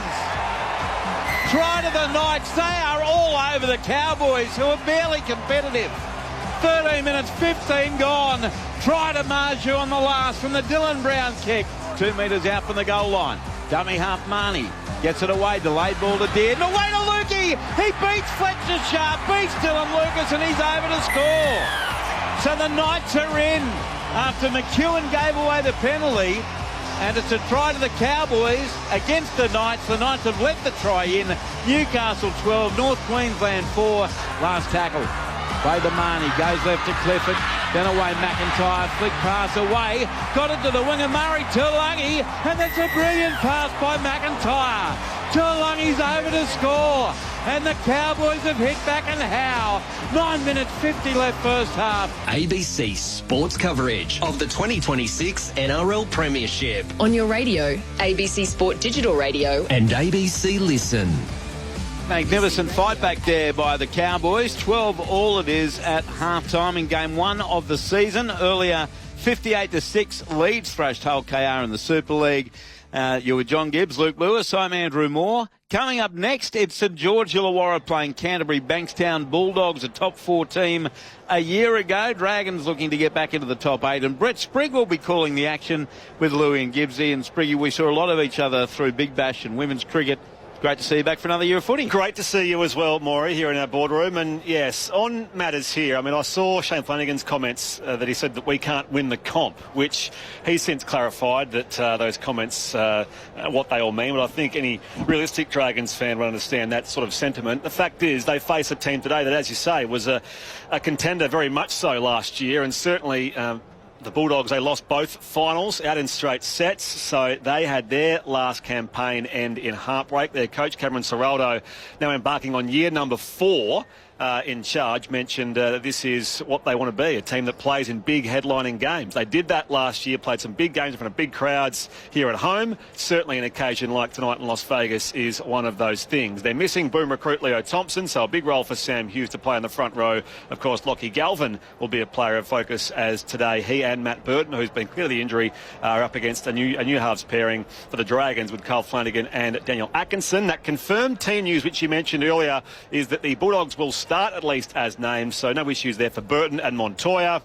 And then on an extended bench, it's Kurtman, Tupanua, Hayes, Curran, Turpin and Anari Tawala. Slight change for the Dragons. Number 14, Hamish Sele to start lock. Hamish Stewart to the bench, so 14 switched for 13. On that bench with Hamish Stewart is Josh Kerr, Blake Laurie, Ryan Couchman, who did his ACL in round 1 last year, Lycan King Tongia and Matt Fing. A debut for Setu too, which is a great story. The Dragons winger who's had to overcome a lot of setbacks in his life, and I'll tell you more about him as we get closer. Josh Kerr is also back in a Dragons jersey after 3 years at the Dolphins. And Daniel Atkinson, I mentioned, their new number 7, the former Shark and Storm player. Luke Lewis, can't wait to call this game along with you. Who's got more to play for, Louis, particularly considering the Dragons have gone 7 years without playing finals? Yeah, well, definitely the Dragons. I feel like they need a good start. Obviously, they'll want to come out and show their fans what they're about this year. I'm really interested in Daniel Atkinson. I love the way that he played at the Sharks when he was getting a lot of game time. Didn't get too much game time last year, sort of sitting there waiting for opportunity. Here he is now getting an opportunity in the number 7 jersey for a pretty well-established club. So big shoes to fill there for him. I think there's a lot of background noise, hoping that he's going to be the next big thing. And then you've got Lockie Galvin, who's had, obviously, a full pre-season now with the Bulldogs this year. Last year, he sort of come in a little bit late. And, look, I'm looking forward to it. So the battle of the halves for me this afternoon in these 2 games are going to be very exciting to watch. But I think the Dragons have to turn up tonight and have to play a real hard, tough game for 80 minutes to get the win. Bit of a switch for Val Holmes as well, going to right centre now in the Dragons. Yeah, well, he said, I got to speak to him and catch up with him a few times in the off-season. He said he's been training both sides, right and left. So, look, I think he's looking forward to the challenge. It should be good for him, but be interesting to see because he carries the ball in his left hand. So I don't know how that's going to work. Okay, more on that in a sec. Our referee today will be Grant Joey Atkins, Adam G in the bunker, Matt Noyd and Ziggy Seklasa-Adamski on the touchline. Gibbsy will join us as well, of course, Maury. I'm not sure what to expect because I'll be getting subbed in for this game coming up. You'll have the boys for 3 hours. I'll have them for the next 3 hours. And I don't know what kind of Luke Lewis and John Gibbs will expect by about 6 p.m. As you discovered last year, I'm sure, Spriggy, you're better off the first 3 than the last 3 with this pair. You're much better off. Can't wait. And again, a sincere thank you to you for your efforts at the end of last year. You and Glenn Lauder and Quentin Hull stepped up hugely when we needed that to happen. So much appreciated, mate. Great to see you back. Great to be back and great to get into this second half with the scoreline 12 apiece between the Cowboys and the Knights. On the text line, whole family happy to have you back, Maury. We're all listening from Waikiki in Honolulu with my budgies on and a pina colada. Thank you, Timmy from Tumut. What a great part of the world. I'm glad you're listening to the footy. Not as pleased that you're wearing the budgies. Here's the kickoff. Taken by the Knights in the in-goal area and returning it as Basami Solo. And he's going to be contained here by Neem and McIntyre and Cotter. 9 metres out from the Knights goal line. Crossland dummy half. Goes left to Frizzell. Good strong run by the veteran. Threatened an offload, but instead takes the tackle right on his own 20-metre line. Now, the news on Fletcher Sharp, it is an injury to his left knee. The Knights are confident it's not ACL, but he will be going for scans, and he's walking away from the field altogether as we speak. Here's Sandon Smith going for a jinking run on the short side left, taken 4 short of halfway, played to Crossland. He sends the ball open side right to Trey Mooney. He's crashed to the ground, 2 metres inside Cowboys territory by Helam Lukey. Now in the last, Dylan Brown the kick from halfway, a midfield roost. Drinkwater charging it after it, didn't go after it. Comes off Basami Solo, then knocked forward by the Cowboys, and there were 38 knock-ons in there. And it looks like the first one's been ruled here against the Cowboys, which means a Newcastle attacking scrum feed here, Luke Lewis, a minute and 10 seconds into the second half. Oh, I think you might have got it wrong there, just on that replay. It looks like it touches a Newcastle Knights finger, but they haven't got a challenge to challenge it either. So they lost that in the first 5 minutes in the first half, but that's what it looks like. It's going to go to the Newcastle Knights scrum feed. The Drinkwater definitely knocked it on, but you reckon Pasami Solo got it? I reckon I've seen a bit of finger movement in there. Here's the scrum feed now for the Knights. 24 metres out from the goal line. It's one. It comes to the left edge. Sandon Smith. Pass away to Bradman Beskibsey. 15 out from the goal line. Yeah, that was a contentious one. No doubt about that. But again, Scott Drinkwater didn't go at that like he normally would. So now it's Ponga. Gets the pass away right to Croker. And Matt Croker taken by Neiman Cotter. 12 out from the Cowboys line. 12 all the score. 2 gone second half. Now Phoenix Crossland out of dummy half. Passes it left to Dylan Lucas. He goes on a stepping, jinking run almost to the goal line. Held up there by a couple of defenders. Lukey, Neiman, now Cotter. And he'll play it about half a foot out. Lost the ball. It was touched by Neiman. It's a penalty to the Knights. 3 all the penalty count. You've got to take the shot here, don't you? 5 to the left of the post. Well, I would. Why wouldn't you hit the lead? They didn't even think about it there. Frizzell is caught 2 metres out from the Cowboys line. Played to Crossland. Goes right to Dylan Brown. He dummies. Nailed. Great tackle. 5 metres out from the line from O'Donnell and McIntyre. Plays the ball to Crossland. Comes left for the Knights to Ponga midfield. Back on the inside now to Croker. Marnie hits him head on. Tackle made 6 metres out from the North Queensland line in front of the right upright. Midway through the tackle count.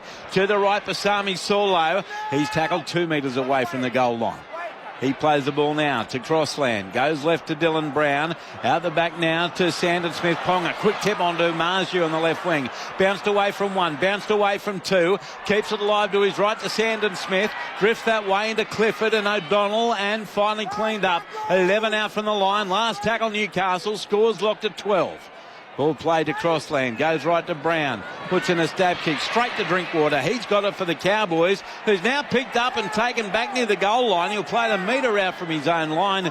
3 minutes 30 gone, second half. 12 all the score remains. Well, I know you take the mickey out of me, but Andrew, why wouldn't you 2 minutes in the second half in a closely fought game take the 2 points? That was a gimme. You got the whole rest of the half to handle things. You know what happens? For the last 5 minutes, they'll be scurrying around trying to get 1 point. They're kidding. The other thing is, too, they're so fresh in defence. That's the perfect time to take the 2. Oh, green light. Agree with you 100%.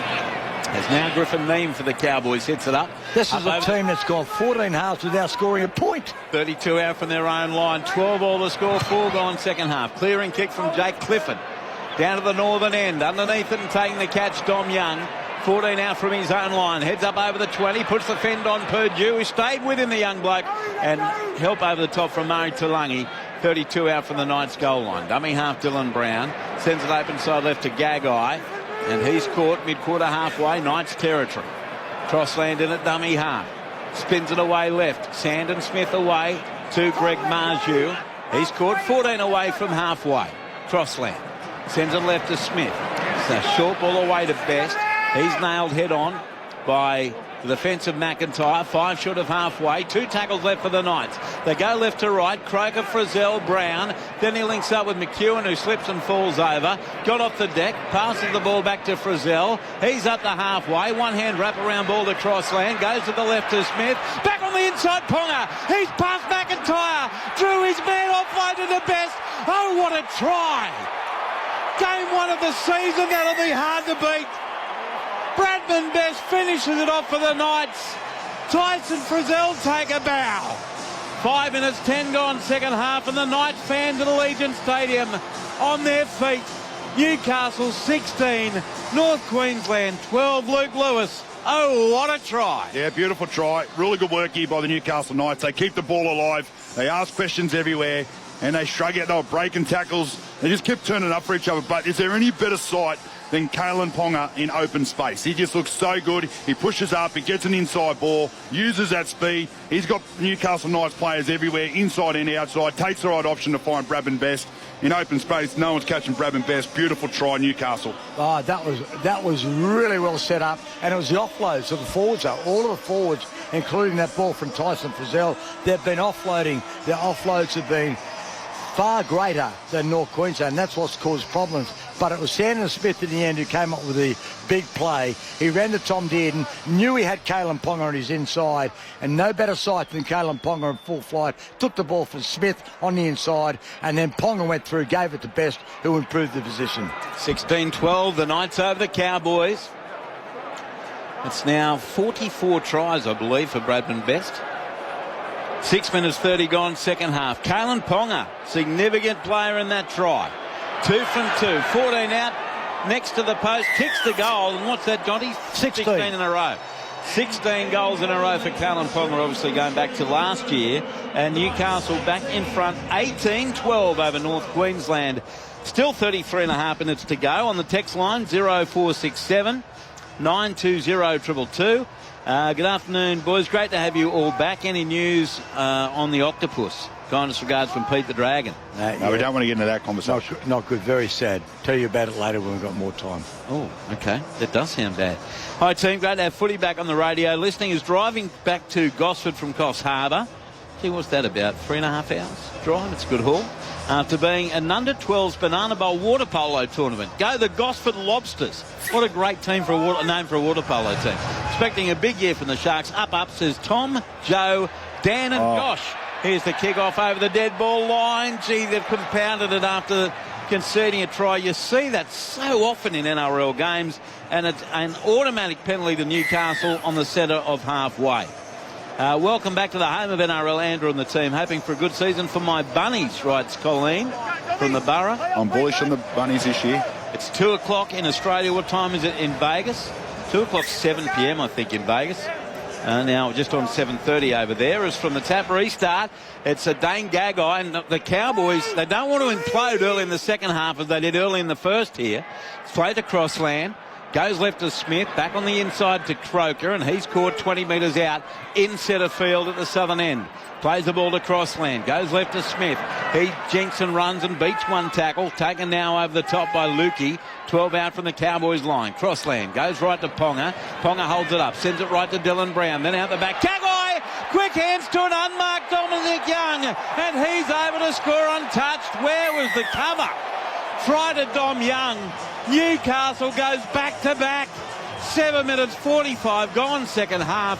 Newcastle 22, North Queensland 12. They score early in the half, Louis, and then the Cowboys inexplicably kick it over the dead ball line on the full, and boy, the Knights made them pay. Yep, they made them pay all right. They get the penalty right from the kick-off after points. They go up the other end, and we call this a training try. This is just something that they just run through at home, back at training park, a little double cross. They play out the back to Dylan Brown. Quick hands, but that beautiful little pass there from Gagai to find Dominic Young in open space. Beautiful execution, and that is a really nice way to start this second half for the Newcastle Knights. 2 tries in quick succession. But all of their big players are touching the ball often, and that was Kalen Ponga and Dylan Brown. It gives them another option. I've got to say Dylan Brown has been impressive, and the combination with Kalen Ponga, excellent. Was a good ball from Dane Gagai to Dominic Young, but the winger that come infield, he's got a bit of a leg problem too. Maybe too lungy. With what you're saying too about Dylan Brown, he's not overplaying his hand, but he's threatening the line. He's always wanting to run. They don't know if he's going to pass or if he's going to run. So he's done a really good job out there tonight. And Gagai's had a good game too. Yeah. So now it is 22-12. Kalen Ponga, 24 out, a metre in from touch, and this puts his 16 goal kick streak in peril. It's a tough one for the left footer. He likes it. But does he strike it and like it? He does strike it. He does like it, heading towards the post, off the upright, bounces back, no goal. No goal. He's 3 out of 4. 22-12. Newcastle leads North Queensland.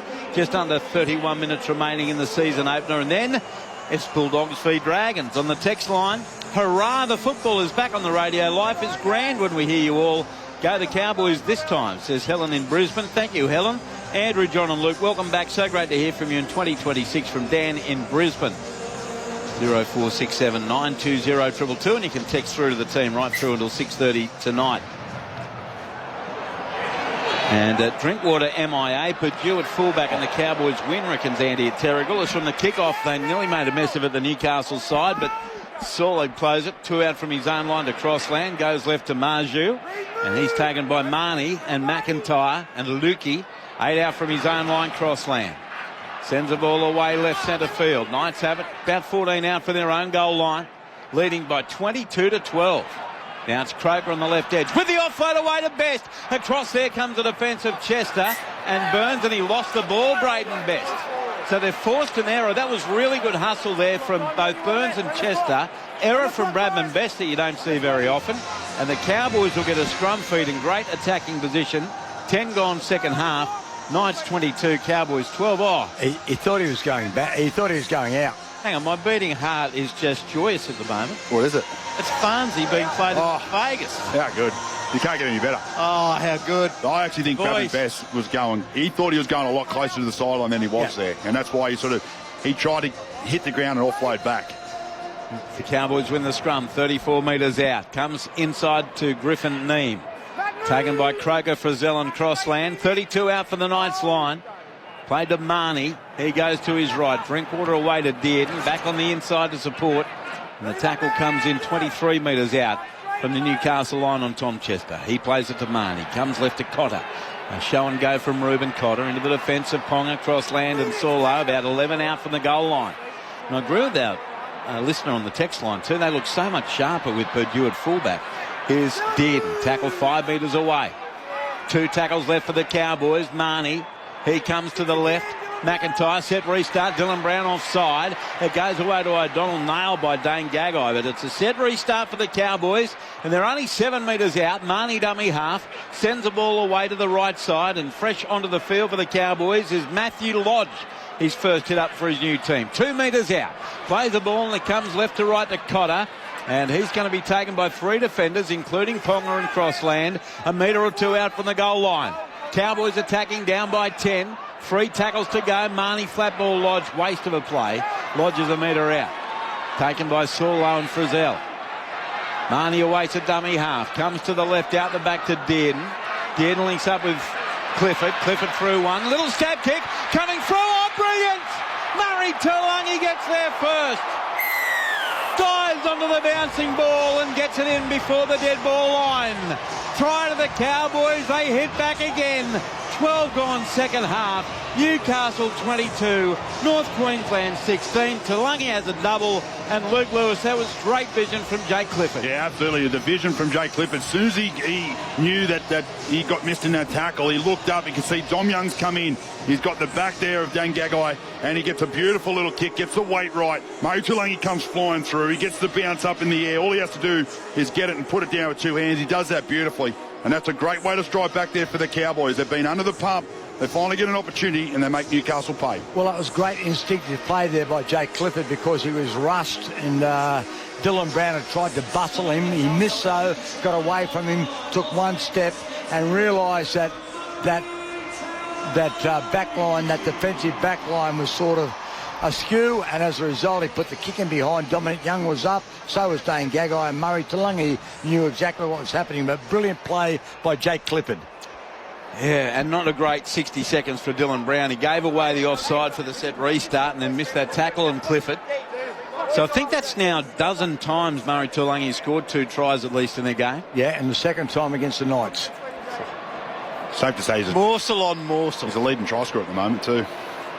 With 2. God, Louis got his own morsels. Here's Clifford.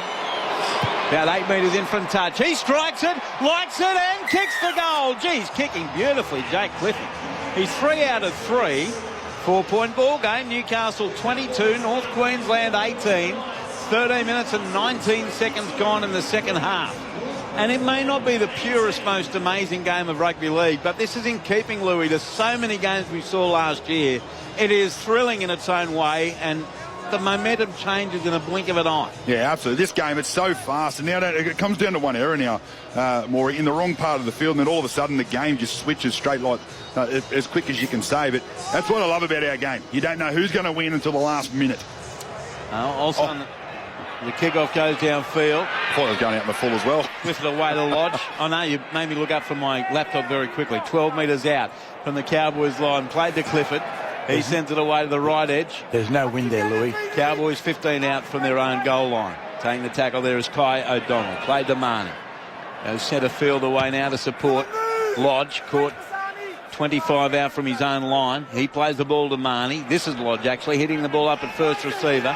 He's going to be put to the ground. Plays the ball to Marnie, 14 short of halfway. Looking for a 40-20 read, Marnie, but scurrying across brilliantly is Ponga to take it on the full. 11 out from his own line, then a big hop over the 20 to the 30 where he's taken by Chester and Braden Burns. Plays the ball for the Knights to Best. Sends it away up inside right, Marju. He's going to be tackled. 16 short of halfway and 15 in from the eastern touchline. Still 26 minutes to go, and it's the Knights 22 leading the Cowboys 18. Newcastle with the ball. 8 short of halfway. Crossland, not a great pass. Goes through the hands of Frizzell behind the Newcastle player Solo, and it's in fact knocked on by Newcastle's Jermaine McEwen. And now a delayed decision here by the referee to get in the middle of Croker and a push and shove. Shock horror read. Marnie's at the centre of it all. And players been told to go away, but I gather that was much to do about nothing. Yeah, absolutely. But last time Cowboys got an opportunity, it was off a Bradman Best error. So they've come up with another error coming out of their own end here. The Newcastle Knights starting to feel the pressure. And this is where North Queensland really start to find their energy. So it'll be interesting here. See what they can do here, the Newcastle Knights, and see if they can hold them out. It was Matt Lodge who was the aggressor in all of that. After the knock-on came from McEwen, he got up and gave Trey Mooney a big fat shove. So the Cowboys with a scrum feed. 34 out from the Knights goal line. Clifford to Dearden, back on the inside to Lodge. And he's caught 30 metres out from the Newcastle line by Crossland. Plays the ball to Reed Marnie. Goes to the left through hands to Clifford. Left foot step and the former Knights tackled. 19 out from the Newcastle line. There to green him there was Frizzell. Now to the right, Drinkwater out the back to Dearden. Dearden takes on the defence but caught by Lucas and Mooney. 14 away from the Newcastle line. Newcastle up by 4. Goes left to McIntyre, to Clifford. Then away through hands. Drinkwater to Purdue. Purdue's dragged to the ground. Try-saving tackle. About 6 out from the goal line by Dane Gagai. 2 tackles left, Cowboys down by 4. Reed Marnie, first receiver. Goes right to Drinkwater. Trots across field. Sends it inside to Dearden. Then back on the inside it comes again. And Drinkwater is working at half rat power. Gets the pass away to Lodge.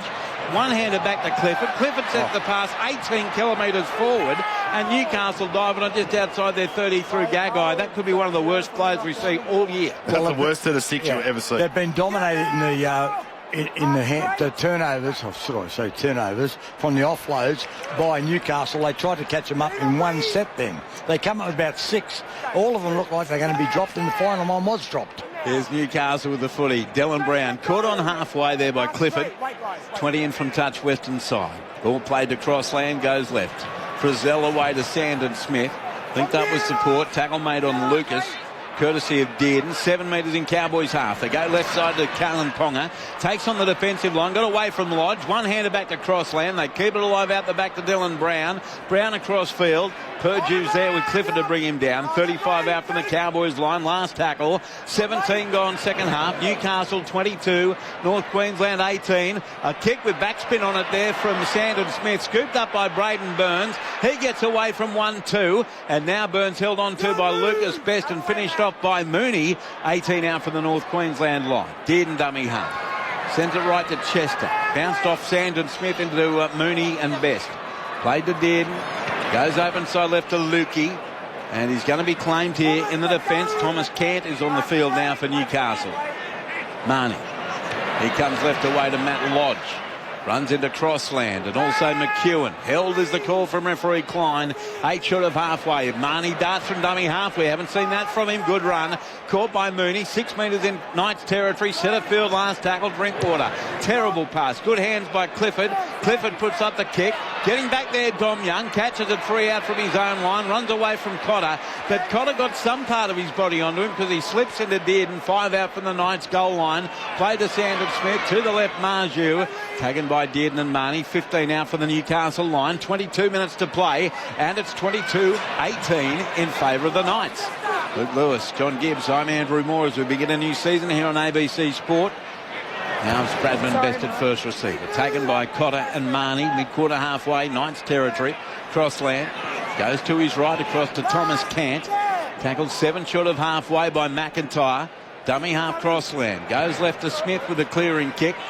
And getting back there, Drinkwater. Takes it on the full. 7 out from his own line. Did well to get there on the full. Heads to the 20 and he's going to be caught there by the chase, Louis, of Dylan Lucas right on the Cowboys' 20-metre line. Yeah, well, it's good to see a bit more flow here again in the second half now. Both sides getting through their sets, getting to a kick. It's just getting back to that arm wrestle where one team's eventually going to give away a penalty or an error come out of their own end, which will get them the perfect field position. But I'm really liking this back and forth type of footy at the moment. Here's Tuolangi, as Louis rightly pointed out, the season's top try scorer. Yeah, right, that's that. Comes away right to Lodge. Love it. Kent made the tackle. 3 tackles to come here for the Cowboys. Dearden plays it out the back right to Drinkwater. Takes on Best. Turns it in to Braden Burns. That was all at slow motion. Knock on Cowboys.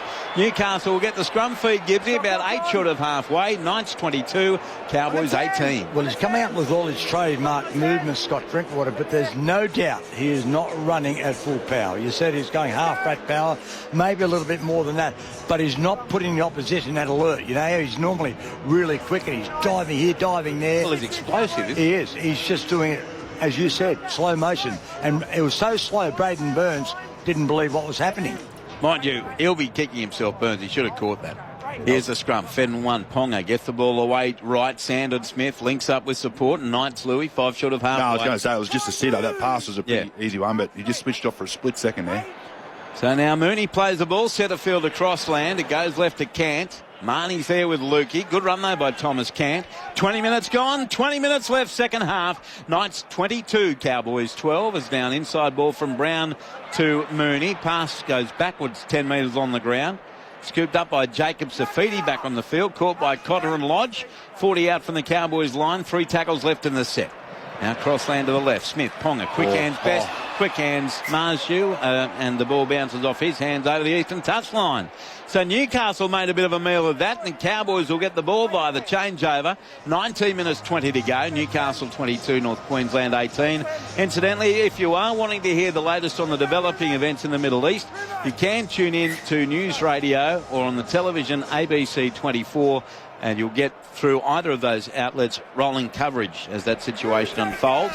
Cowboys have the ball 10 short of halfway, and for a big wrap-up of the opening 2 games of the season, looking ahead to the remains of round 1. Join us tomorrow night from 6:30 Australian Eastern Daylight Time for NRL Monday. I'll be hosting it, and Matt Elliott will be along. We'll have a guest or two to wrap things up from the weekend and look at some of the issues to come out of today. Here's a penalty, meanwhile. Louis going to the Cowboys just short of halfway for all the penalty count. Yeah, well, another good opportunity for the Cowboys as they kick upfield. They're going to get full set pretty much on Newcastle's line.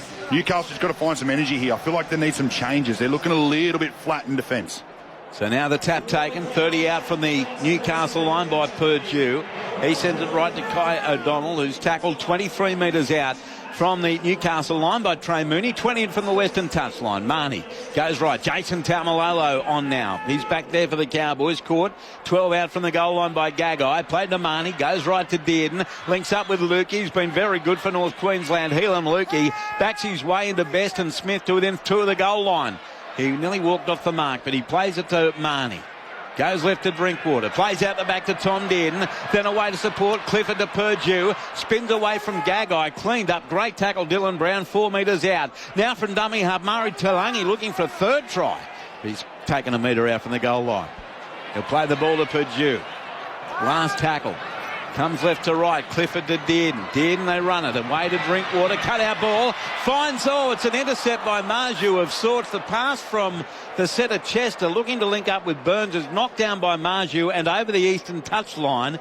So while he saved the day, Marju, it was going to be a try for shorter Braden Burns. The pass found its mark from Chester. But instead it'll be a Cowboys ball, Gibbsy, 15 out from the Knights line. Well, telegraphed that, Marju. I reckon that Tom Chester might have been better off just, throwing the dummy and going straight ahead. Nevertheless, he's done a good job, Marju, but this has been concerted pressure from the Cowboys. Lodge 5 out, plays the ball to Marnie on play 2. Caught 3 out from the goal line. Knights 22, North Queensland 18. Cowboys on the attack with 17 minutes to go. They go right to left. Clifford with the footy. But he's going to be contained head-on by Brown. 9 metres out from the Newcastle line. Great crowd in at Allegiant Stadium in Vegas. We reckon about the same as the last couple of years, mid-40,000s. Here's Taumalolo. Caught 4 out from the goal line by Cant. Played to Marnie. 2 tackles left. Dearden turns it into Cotter. Runs into Safidi and Crossland and Mooney. A metre or 2 out. Last play, Marnie spins it right to Dearden. He's rushed by the defence. They can't be caught on the last, but he is. Changeover. 2 out from the Newcastle line. The Knights defence holds firm. 16 minutes, 10 to go in the game. Newcastle 22, North Queensland 18. Yeah, good defence there by the Knights right at the end. I don't mind the decision of Drinkwater not... Tommy did not kick in there. It's a little bit of a shorter in goal, and they don't get a 7 tackle set, so that's fine. That's a good point, isn't it? It is, and especially with this game, and if they can finish 5 metres out and 5 from the sideline and the try line, it's a tough place to carry. So, good finish to the set there for the Cowboys. Guina is enjoying the coverage at Deepwater. Thank you, Guina, as the Knights are on their own 20. Cant goes right, Brown to Ponga, spins away from Purdue, and he's going to be caught now by O'Donnell, Purdue, and one other defender, Clifford. Now Crossland goes left away to Mooney. He's caught by Marnie and Lodge, 14 short of halfway. Knights with it, last tackle. And it's Crossland, goes left to Ponga from inside the 40. End over end kick, Drinkwater's back there. Takes it 8 out from his own line. Hands it off now to Braden Burns, who's back there with him. Bounced away from Sandon Smith, who comes back at him with Thomas Cant. 27 out from the Cowboys line. Dearden dummy half. Works it away left this time. Chester. Good run. Tackled 14 metres short of halfway. Quarter of an hour to go. Newcastle 22. North Queensland 18. Now it's Murray Talangi. And he's tackled in centre field right on halfway. Dummy half Purdue. Sends it right this time. Hitting the ball up now for the Cowboys goes Cohen Hess back on the field. Plays it 42 out to Marnie. Left to Jason Taumalolo. Charged at and almost through Crossland. Help comes from Dylan Lucas. 30 out from the Knights line. Last tackle North Queensland. Marnie dummy half. Goes left Clifford the kick from 29 metres out to the wing of Young. Well short of the goal line. Young takes it. Clifford takes him. And he'll play it 8 metres out from his own goal line for Newcastle with 14 minutes 23 to go. And Newcastle holding on to this 22-18 lead as Gagai is put down, 10 out from his own line. It's been a physical match, there's no doubt about that, and they'd be burning at the moment. First game of the season, and it's been, really high-paced. It's been a good game. 16 out from their own goal line, Newcastle. Sandon Smith sent the ball away left as the Knights get over their 20-metre line, but just dummy half. Sees it come open side right, and taking the tackle is Cant. 30 out from his own line. Lukey there in defence. Last tackle, Crossland, goes right to Dylan Brown. Kicks it, a midfield roost down to Drinkwater. Takes it 21 out from his own goal line. Heads to the 30. Over the 30. Links up with support in Purdue. Got away from Gagai. Then a big dummy. He's so exciting, this young bloke, Jackson Purdue. Caught 9 short of halfway by Gagai. Plays the ball to Drinkwater. He sends it away right to Chester. Tackled just short of halfway by about a couple of metres. Cowboys with it, trailing by 4, 22-18. Marnie goes left to Turlangi. Got away from Crossland. Into Cant and McEwen. Crossland comes back at him. 8 metres into Knights territory. Now Marnie goes centre field right. Taumalolo up the middle. But the defence is up to it. Headed by Safidi. And Cant, 32 out from the Knights line. 4 tackles done for North Queensland. Marnie goes left to Clifford. Plays out the back to Drinkwater. Short ball to Kai O'Donnell. Great defence, Gagai. In concert there with the halfback, Dylan Brown. 18 out. Last tackle, Cowboys. Marnie. Short side left to Clifford. Then the pass from Purdue. Knocked down by Dom Young. And it's going to be a North Queensland scrum feed, 10 metres out from the Knights line. Luke Lewis with 12 and a half to go. That was a beautiful little short side play from the North Queensland Cowboys, and I reckon they had that set up absolutely perfect. Nice little hands, nearly found, who was that down the short side? Braden Burns? Was it Tuolangi? It might have been Ray Tuolangi going for his third, but Dom Young had to play at it. He had to play it. It was going to be a try. But nice work there by the Cowboys. They've really stepped up their game in the last 5-10 minutes. I feel like they're starting to get the field position. They're getting on top with the arm wrestle, and they're starting to finish their sets in a really good position. So, big defensive set here. I think North Queensland might go over here. They win the scrum. Comes to the right, Dearden. Turns it in now to Hess. Taken there by Crossland and Lucas 8 out. Marnie dummy half. He sends the ball right to Lukey, but he's swarmed upon nearly over the far touchline by Best. But Lukey will play it 5 metres out and 2 metres in. Does so now to Burns. Comes right to left. Marnie away to Cohen Hess. Good leg drive. Claimed by Frizzell and Crossland. 3 metres out. Cowboys on the attack midway through the tackle count. Taumalolo open side left. Clifford, Brinkwater, Purdue tried to tip it on. Tuolangi gets back there and then nearly ran over the... Well, he did go over the touchline. He did. He tried a bit of a dipsy-doodle pass around his back. It's a bit like a tennis player playing one between his legs. There didn't seem any need for it by Tuolangi, but he messed it up completely. And another poor set on the attack by the Cowboys. Newcastle gives he breathe a sigh of relief as Tuolangi didn't know what to do there near the side. No, the ball's still in. His foot didn't go out when he passed the ball. No, you're right. He was in there. He was in mid-air. He didn't go. For that live, I was watching his feet the whole time. His feet did not touch the line or go out. Still inside, ball in air. Yes. It's not even out. Bad call there by the touchdown. Belinda Sharp was right there. But then the ball went out off a Cowboy, I think, after that. So See, maybe they ended up with it right. No challenge. You're right, though, Louis. When he went out, nonchalantly, he was in the air and he threw the ball back on the inside. I agree with you. It's been North Queensland's game to really get here in the last 10 minutes, but this has been brave from Newcastle. Well, a good one to start the season as Safidi scored 6 short of halfway. Played to Crossland. Goes left. Mooney. Good strong run. He's been impressive. Tackled 6 metres in North Queensland territory. Newcastle 22. North Queensland 18 with 10 minutes 20 to go. Sandon Smith sends it away left that time and almost a high tackle. 32 out from the goal line on Lucas by Lukey. Now Crossland, short side left to Ponga on the last. Left foot kick, Drinkwater, flies high, comes down with it ahead of Marju and Best. 6 metres out from the Cowboys line. There's 10 minutes to go. And it's 22 points to 18 in favour of Newcastle as Braden Burns hits it up. And he's collected by Jacob Safidi, 8 metres out from his own line. Marnie goes left away to Hess. He's tackled just outside. He's 10 on play 3. Marnie, short ball left to Murray Tuolangi. Safidi's hurt his shoulder. Cantor's there with Smith to make the tackle and Frizzell. And Safidi grimacing but staying on for now. Marnie sends the ball from left to right. Chester beat one, dragged down by the halfback Brown. Plays it quickly, 14 short of halfway on the last. Clifford from just outside the 40 drills the kick in midfield. Ponga's under it, takes it. 21 out from his own goal line. Then takes on Purdue, steps away from him into McIntyre, and Purdue came back at him 25 out from his own line. 9 minutes 14 to go. 22 points to 18 to the Knights as now Dom Young is flattened in the tackle of Marnie, McIntyre, and one other. 22 out from the Knights goal line. That other was Cohen Hess. Smith turns the ball back on the inside of Lucas. Taumalolo and Hess, the 2 front rowers for the Cowboys, are there in defence. 28 out from the Knights line. Inside 9 minutes to go. Safidi, he casts the ball up into O'Donnell, McIntyre and Hess. Caught 15 short of halfway. Play to Crossland. Goes left to Frizzell, away to Smith. To Ponga. Bang! Braden Burns has hit him with everything and he's hurt Ponga. He's clutching at his head. And Braden Burns quickly went in to look at Kalen Ponga to make sure he was okay. Players rush in. Ponga's to his feet, Louis. Yeah, I reckon he could get 10 minutes here. It looked like direct shoulder contact to the head.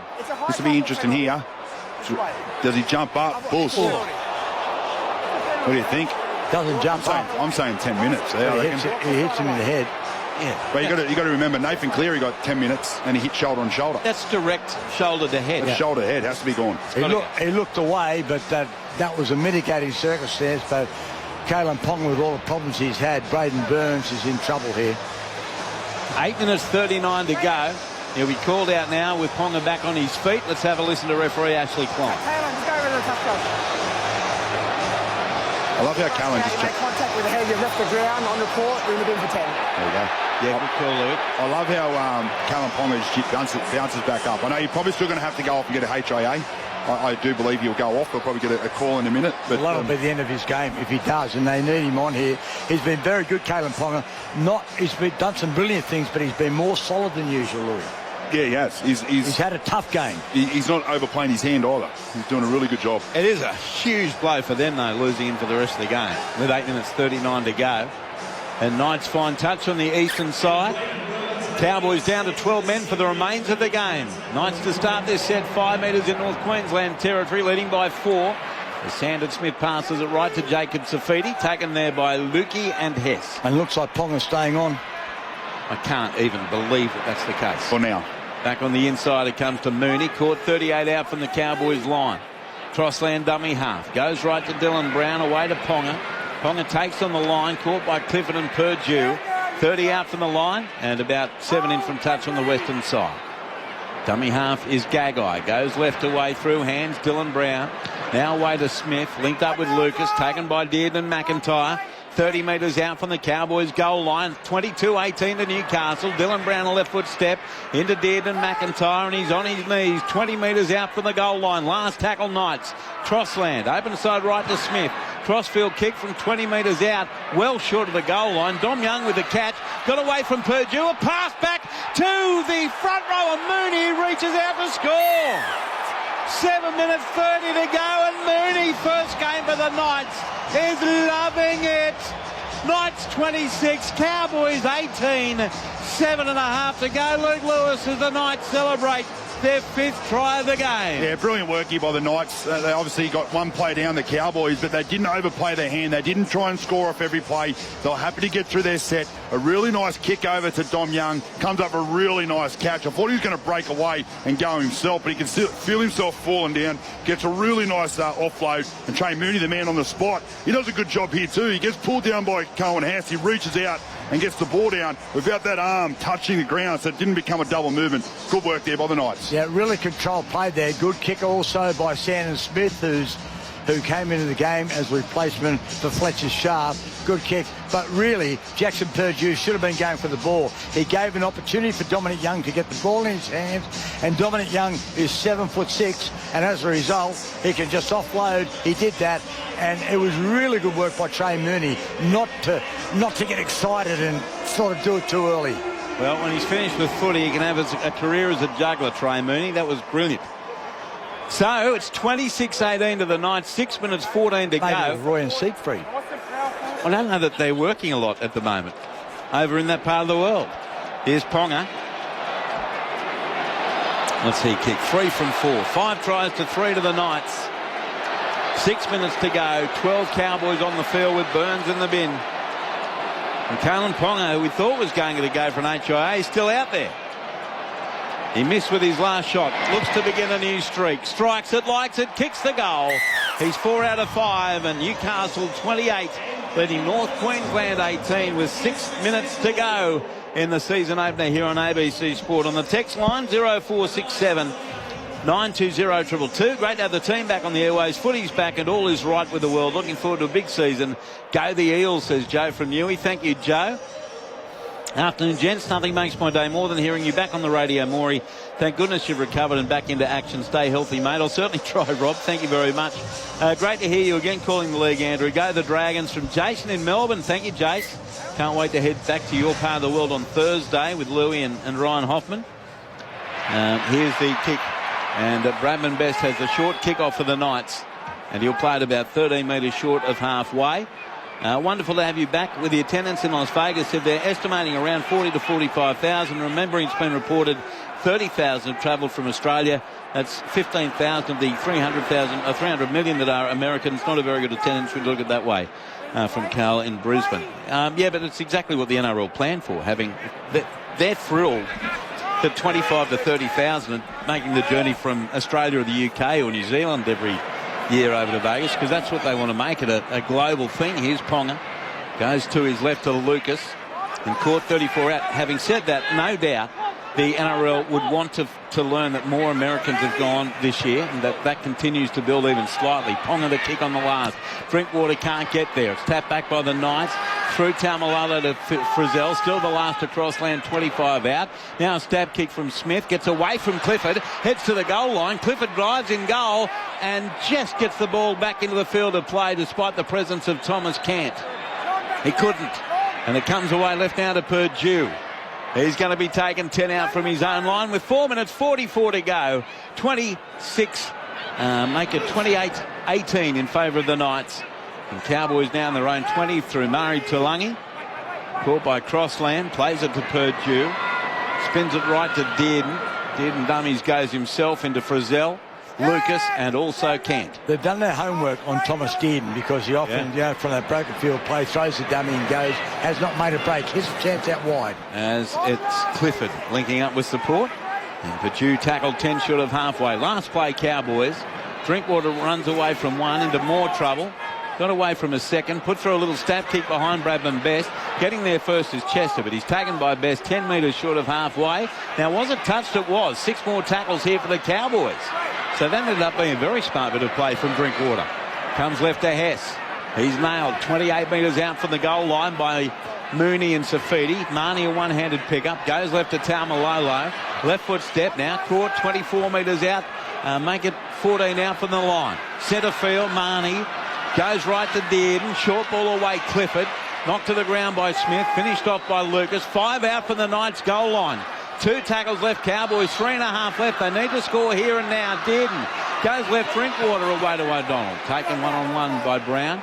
This ends up being 2-on-1 because Gagai joined the defensive party. On the last, Marnie runs around in circles and kicks it over the dead ball line. Terrible play. Game, set, bingo! The Knights are going to win. They lead 28-18 with 3 minutes to go. Oh, I've missed that GSB, Andrew. It sounded so good, but what have we got here? Are they stopping time for? Oh, because they're taking their time out to the 20. Fair enough. But, that was probably a dumb play there by Reid Marnie. I think you need to keep the ball alive. They had to score that last play. They should have played out the back. They had the Cowboys players screaming for it out to the right. And if you're going to put that kick in there, you've got to get the weight right. Just didn't work for him on that occasion. Well, I'll be happy to score 28 points, but their effort in the second half defensively has been brave. So now the Knights with the 7 tackles set have it through Thomas Cant. Caught by Hess and Marnie, 10 short of halfway. Played to Crossland. Goes right, Frizzell away Mooney. One-hander over the top to Frizzell, back to Brown. Then a pass intercepted by Tulangi. Ponga comes across, holds on to Murray Tulangi and then dumps him into the deck. Great tackle by Carlin Ponga. About 18 out from the goal line. Purdue at dummy half. He dummies, goes himself through Frizzell. Now caught 9 out from the goal line by Ponga. Ponga's cramping up. He can't get up. He plays the ball now to Marnie. Goes right to Dearden. Back right to left to Taumalolo. But they don't look like they've got a lot left in the tank here, North Queensland, opening game of the season and all. 5 metres out. 28-18 to the Knights. Ball played to Marnie. Goes right to Dearden. Then away through hands. Drinkwater. Cut out ball to Chester. Bundled over the touchline. Then it's kept in field to McIntyre. Flick pass is intercepted by Crossland. And the Knights come away with it again. 17 out from their own line with 100 seconds to go. And the Knights up 28-18. And don't forget, next it's St George Illawarra against Canterbury Bankstown. Brett Sprigg will join the odd couple here for the call on ABC Sport. Bad cramps for Kalen Ponga. He hasn't played since round 17, Louis, last year. He played no trial, so it's been a pretty good effort. He's had a great game this afternoon. But what about that scramble defence there from the Newcastle Knights? Normally they put their head down and they would probably let the team go across the line. They didn't. They worked hard. They got back in line. They scrambled really well on that shift to that right edge, and they stopped the play. So really well deserved win here for the Knights. Mooney hits it up 5 short of halfway. Louis will give you the 3-2-1 ABC Player of the Year points after the game. Hope you didn't forget, Louis. I did. I nearly did too.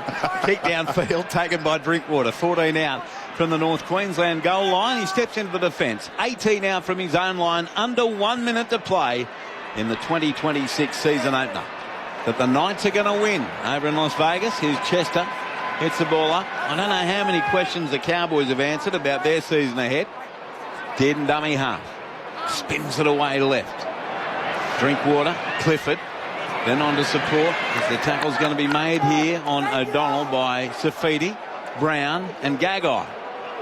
He plays it 25 short of halfway to Purdue. Left to right, Marnie to Hess. Centre field, 20 seconds to go. Hess over halfway. Dragged down there by Lucas and Crossland.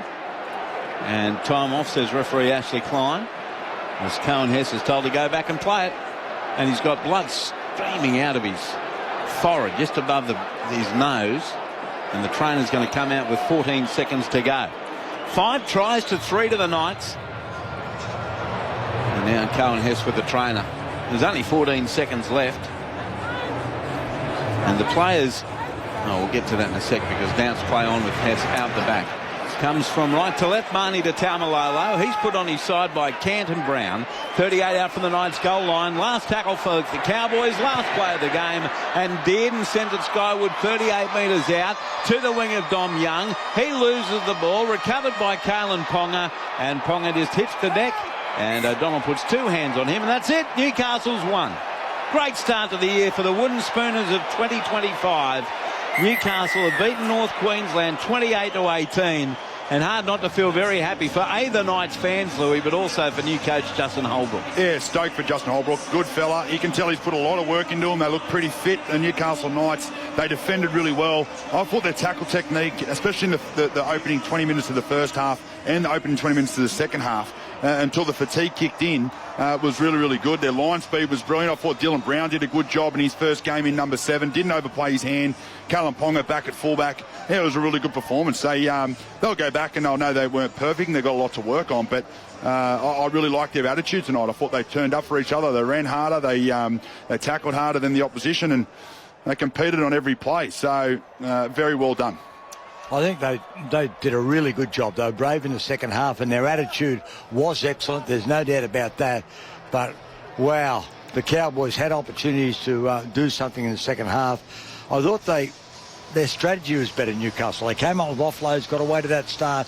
Cowboys bounced back, and Newcastle held firm. But it was the big players, as you said, Louis. Dylan Brown and Kalen Ponga both getting their hands on the ball. And I think they'll go better on a bigger field as well. Now for the Knights, tries to Fletcher Sharp in the 7th minute, Greg Marju in the 14th, Bradman Best in the 46th, Dom Young in the 48th, and Trey Mooney in the 73rd minute. Kalen Ponga 4 goals from 5 attempts. Jermaine McEwen on report in the 18th minute for a high tackle, and Tyson Frizzell on report in the 32nd minute. 1 successful challenge, 1 restart. For the Cowboys, 18 points, tries to Helam Lukey in the 26th minute, Murray Tuolangi in the 31st and 52nd minutes. Jake Clifford 3 from 3, and Braden Burns on report and in the sin bin in the 72nd minute for a high tackle on Kalen Ponga. 1 unsuccessful challenge, 2 restarts. At halftime it was 12 all. Full-time Knights 28 beat Cowboys 18, and the penalties finished 5-4 in favour of Newcastle. Earlier, Leeds 58 defeated Hull KR 6 in the English Super League game. Now it's Lara Pitt with the host broadcaster speaking to new Knight Dylan Brown. Yeah, look, that was awesome. Obviously, coming off a trial that we weren't really happy with, our job was to show the Knights fans what we've been working on all pre-season. I feel like that was a good representation. We attacked well, but also we wanted to be tough in defence, and I felt like we defended our line really good tonight. Start to the game was electric. Yeah, we had a perfect first 15 minutes. We sort of took our foot off the pedal for a bit, and then we sort of got back into our groove again. But yeah, I feel like it was a good overall performance. Obviously, a few things we need to work on, but really happy with the way we defended tonight. Captain Kalen Ponga, I mean, he looked every bit like a player who was busting to get back out here and play some footy. Your thoughts on his performance individually? I think we all know how KP can play. I think the thing that describes him the most is, that play there, obviously, I think the intercept, and he turned up there for us boys. So he was everywhere tonight, and he's been working on his fitness all through pre-season, so he had no excuse but to be fit tonight, so it was good. Those combinations, though, I mean, that's just your first hit out together. How much do you think that we can expect that to grow and just improve week on week? Yeah, you're right. Look, we've had bugger all reps throughout the pre-season, and like you said, it's our first go together. So I felt like it was pretty good, but like you said, there's a lot to improve. The experience, rate it for me. 10 out of 10, Vegas. It's amazing. I'm happy to have done it. I don't think I'll come back anytime soon, though. I think we're done. Can't wait to get back to Newcastle and see all our fans. So. All right, thank you so much, Dylan. Go and enjoy this moment with your new team. Cheers, Lara. Thank you very much. Dylan Brown with the great Lara Pitt down there at ground level at Allegiant Stadium. And Lara's now caught up with Kalen Ponga, the Knights captain. Here in Las Vegas. Yeah, it's a special win. Both for our fans. Like, we spoke about it all week. The effort that they've made to come over here and support us. Like, we didn't want to come over here and disappoint them, and I think we represent them proudly. How about overcoming a bit of adversity too? I mean, I guess the sad part is things were looking so damn good with Fletcher Sharp out there early on in this game. Yeah, fingers crossed. He's all right. And, yeah, it's actually sad, you know. He worked so hard over the pre-season. He did look good out there. Just fingers crossed it's not like bad news, you know. For you personally, it had been a long 8 months out. I mean, Dylan Brown just said you'd been working so hard to get back out there. What was it like playing on this amazing field and really running amok? Yeah, it's a little bit emotional. I've been out of the game consecutive years for a period of time. Just wanted to come back and do my job for the boys tonight and represent them proudly. And yeah, it's obviously a great start, something to build off. You know that everyone back in Newcastle will be absolutely loving this because there's a lot of talk about your team pre-season in terms of what you could produce.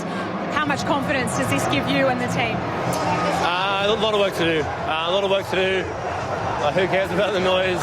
We'll enjoy this win here in Vegas with our fans, with everyone that's here. And then we'll work towards next week or the week after. You look like a rock star. You played like one. Thanks so much, Kalen. Enjoy this. Thank you. Kalyn Ponga there with Lara Pitt there in Vegas. Now, the next game for the Knights will be in a couple of Sundays. A game we'll be calling at Brookvale Oval against Manly Warringah, and the Cowboys, they're away on next Saturday week to the West Tigers at Leichhardt Oval. All right, Luke Lewis, what about your ABC Player of the Year points after the Knights beat the Cowboys 28-18? Yeah, I went Kalyn Ponga for 3. I thought he was really, really good at fullback tonight. Didn't overplay his hand. His skills were brilliant. Kind of that really nice break. Put Bradman Best over for a try. He just looked happy in his game. So he got my 3. I went Dylan Lucas for 2. You know, a ridiculous amount of tackles, 100-plus run metres. He really worked hard for his side as well. So he got my 2. And I went Dylan Brown for 1. Again, didn't overplay his hand. Looked nice and comfortable. Heap of running metres. And I think he'll get better and better week in, week out. Fletcher Sharp, when he was out there, he was already on the points board early, but obviously he went missing not too long into the game. So I think if he stayed out in the field, he was killing it. So just repeat those 3 to Kalyn Ponga 3, Dylan Lucas 2, and Dylan Brown 1. Not a great shock, is it, when Newcastle win, that Kalyn Ponga is a dominant player? Just before we go, or I go, gives you a word on the Cowboys and your thoughts on them moving ahead. The Cowboys were okay, but they seemed a little bit at sea, and I've got to say the attitude of Newcastle, I think, surprised them somewhat. And it was, you know, they didn't seem to have much in attack. And I've got to say they were affected by Scott Drinkwater, who had a rib cartilage. And he was obviously inconvenienced by that injury. So they need that spark. Their defence was okay. I think all round we should be giving the credit, though, to Newcastle. Yep, for sure. Hey, Gibbsy, Louis, so good to see you. So good to be calling footy with you again. And I can't wait to do it. You're off to New Zealand. You're staying here with Spriggy, but then you're off to New Zealand for your annual big golfing trip. So I'll see you in a couple of weeks, Jonty. Yeah, look forward to it. Thank you. Right. And I'll see you on Thursday, beautiful man. I can't wait to the Melbourne game. Can't wait to see you down there. Well, Ryan Hoffman's just been texting me, actually. He's pumped, ready to go as well. Thank you to our producer, Ralph Tucker, our man of sound, the Den Dog, Dennis Carnahan, and also to the J-Dog, Adam Jones, back in the studio in Adelaide. I'm Andrew Moore. Look forward to your company again tomorrow night between 6:30 and 7:30 Australian Eastern Daylight Time, and that is for NRL Monday, where I'll be joined in the studio as well by Matthew Elliott. Brett Sprigg is coming in next for St George, Illawarra and Canterbury Bankstown after the ABC News.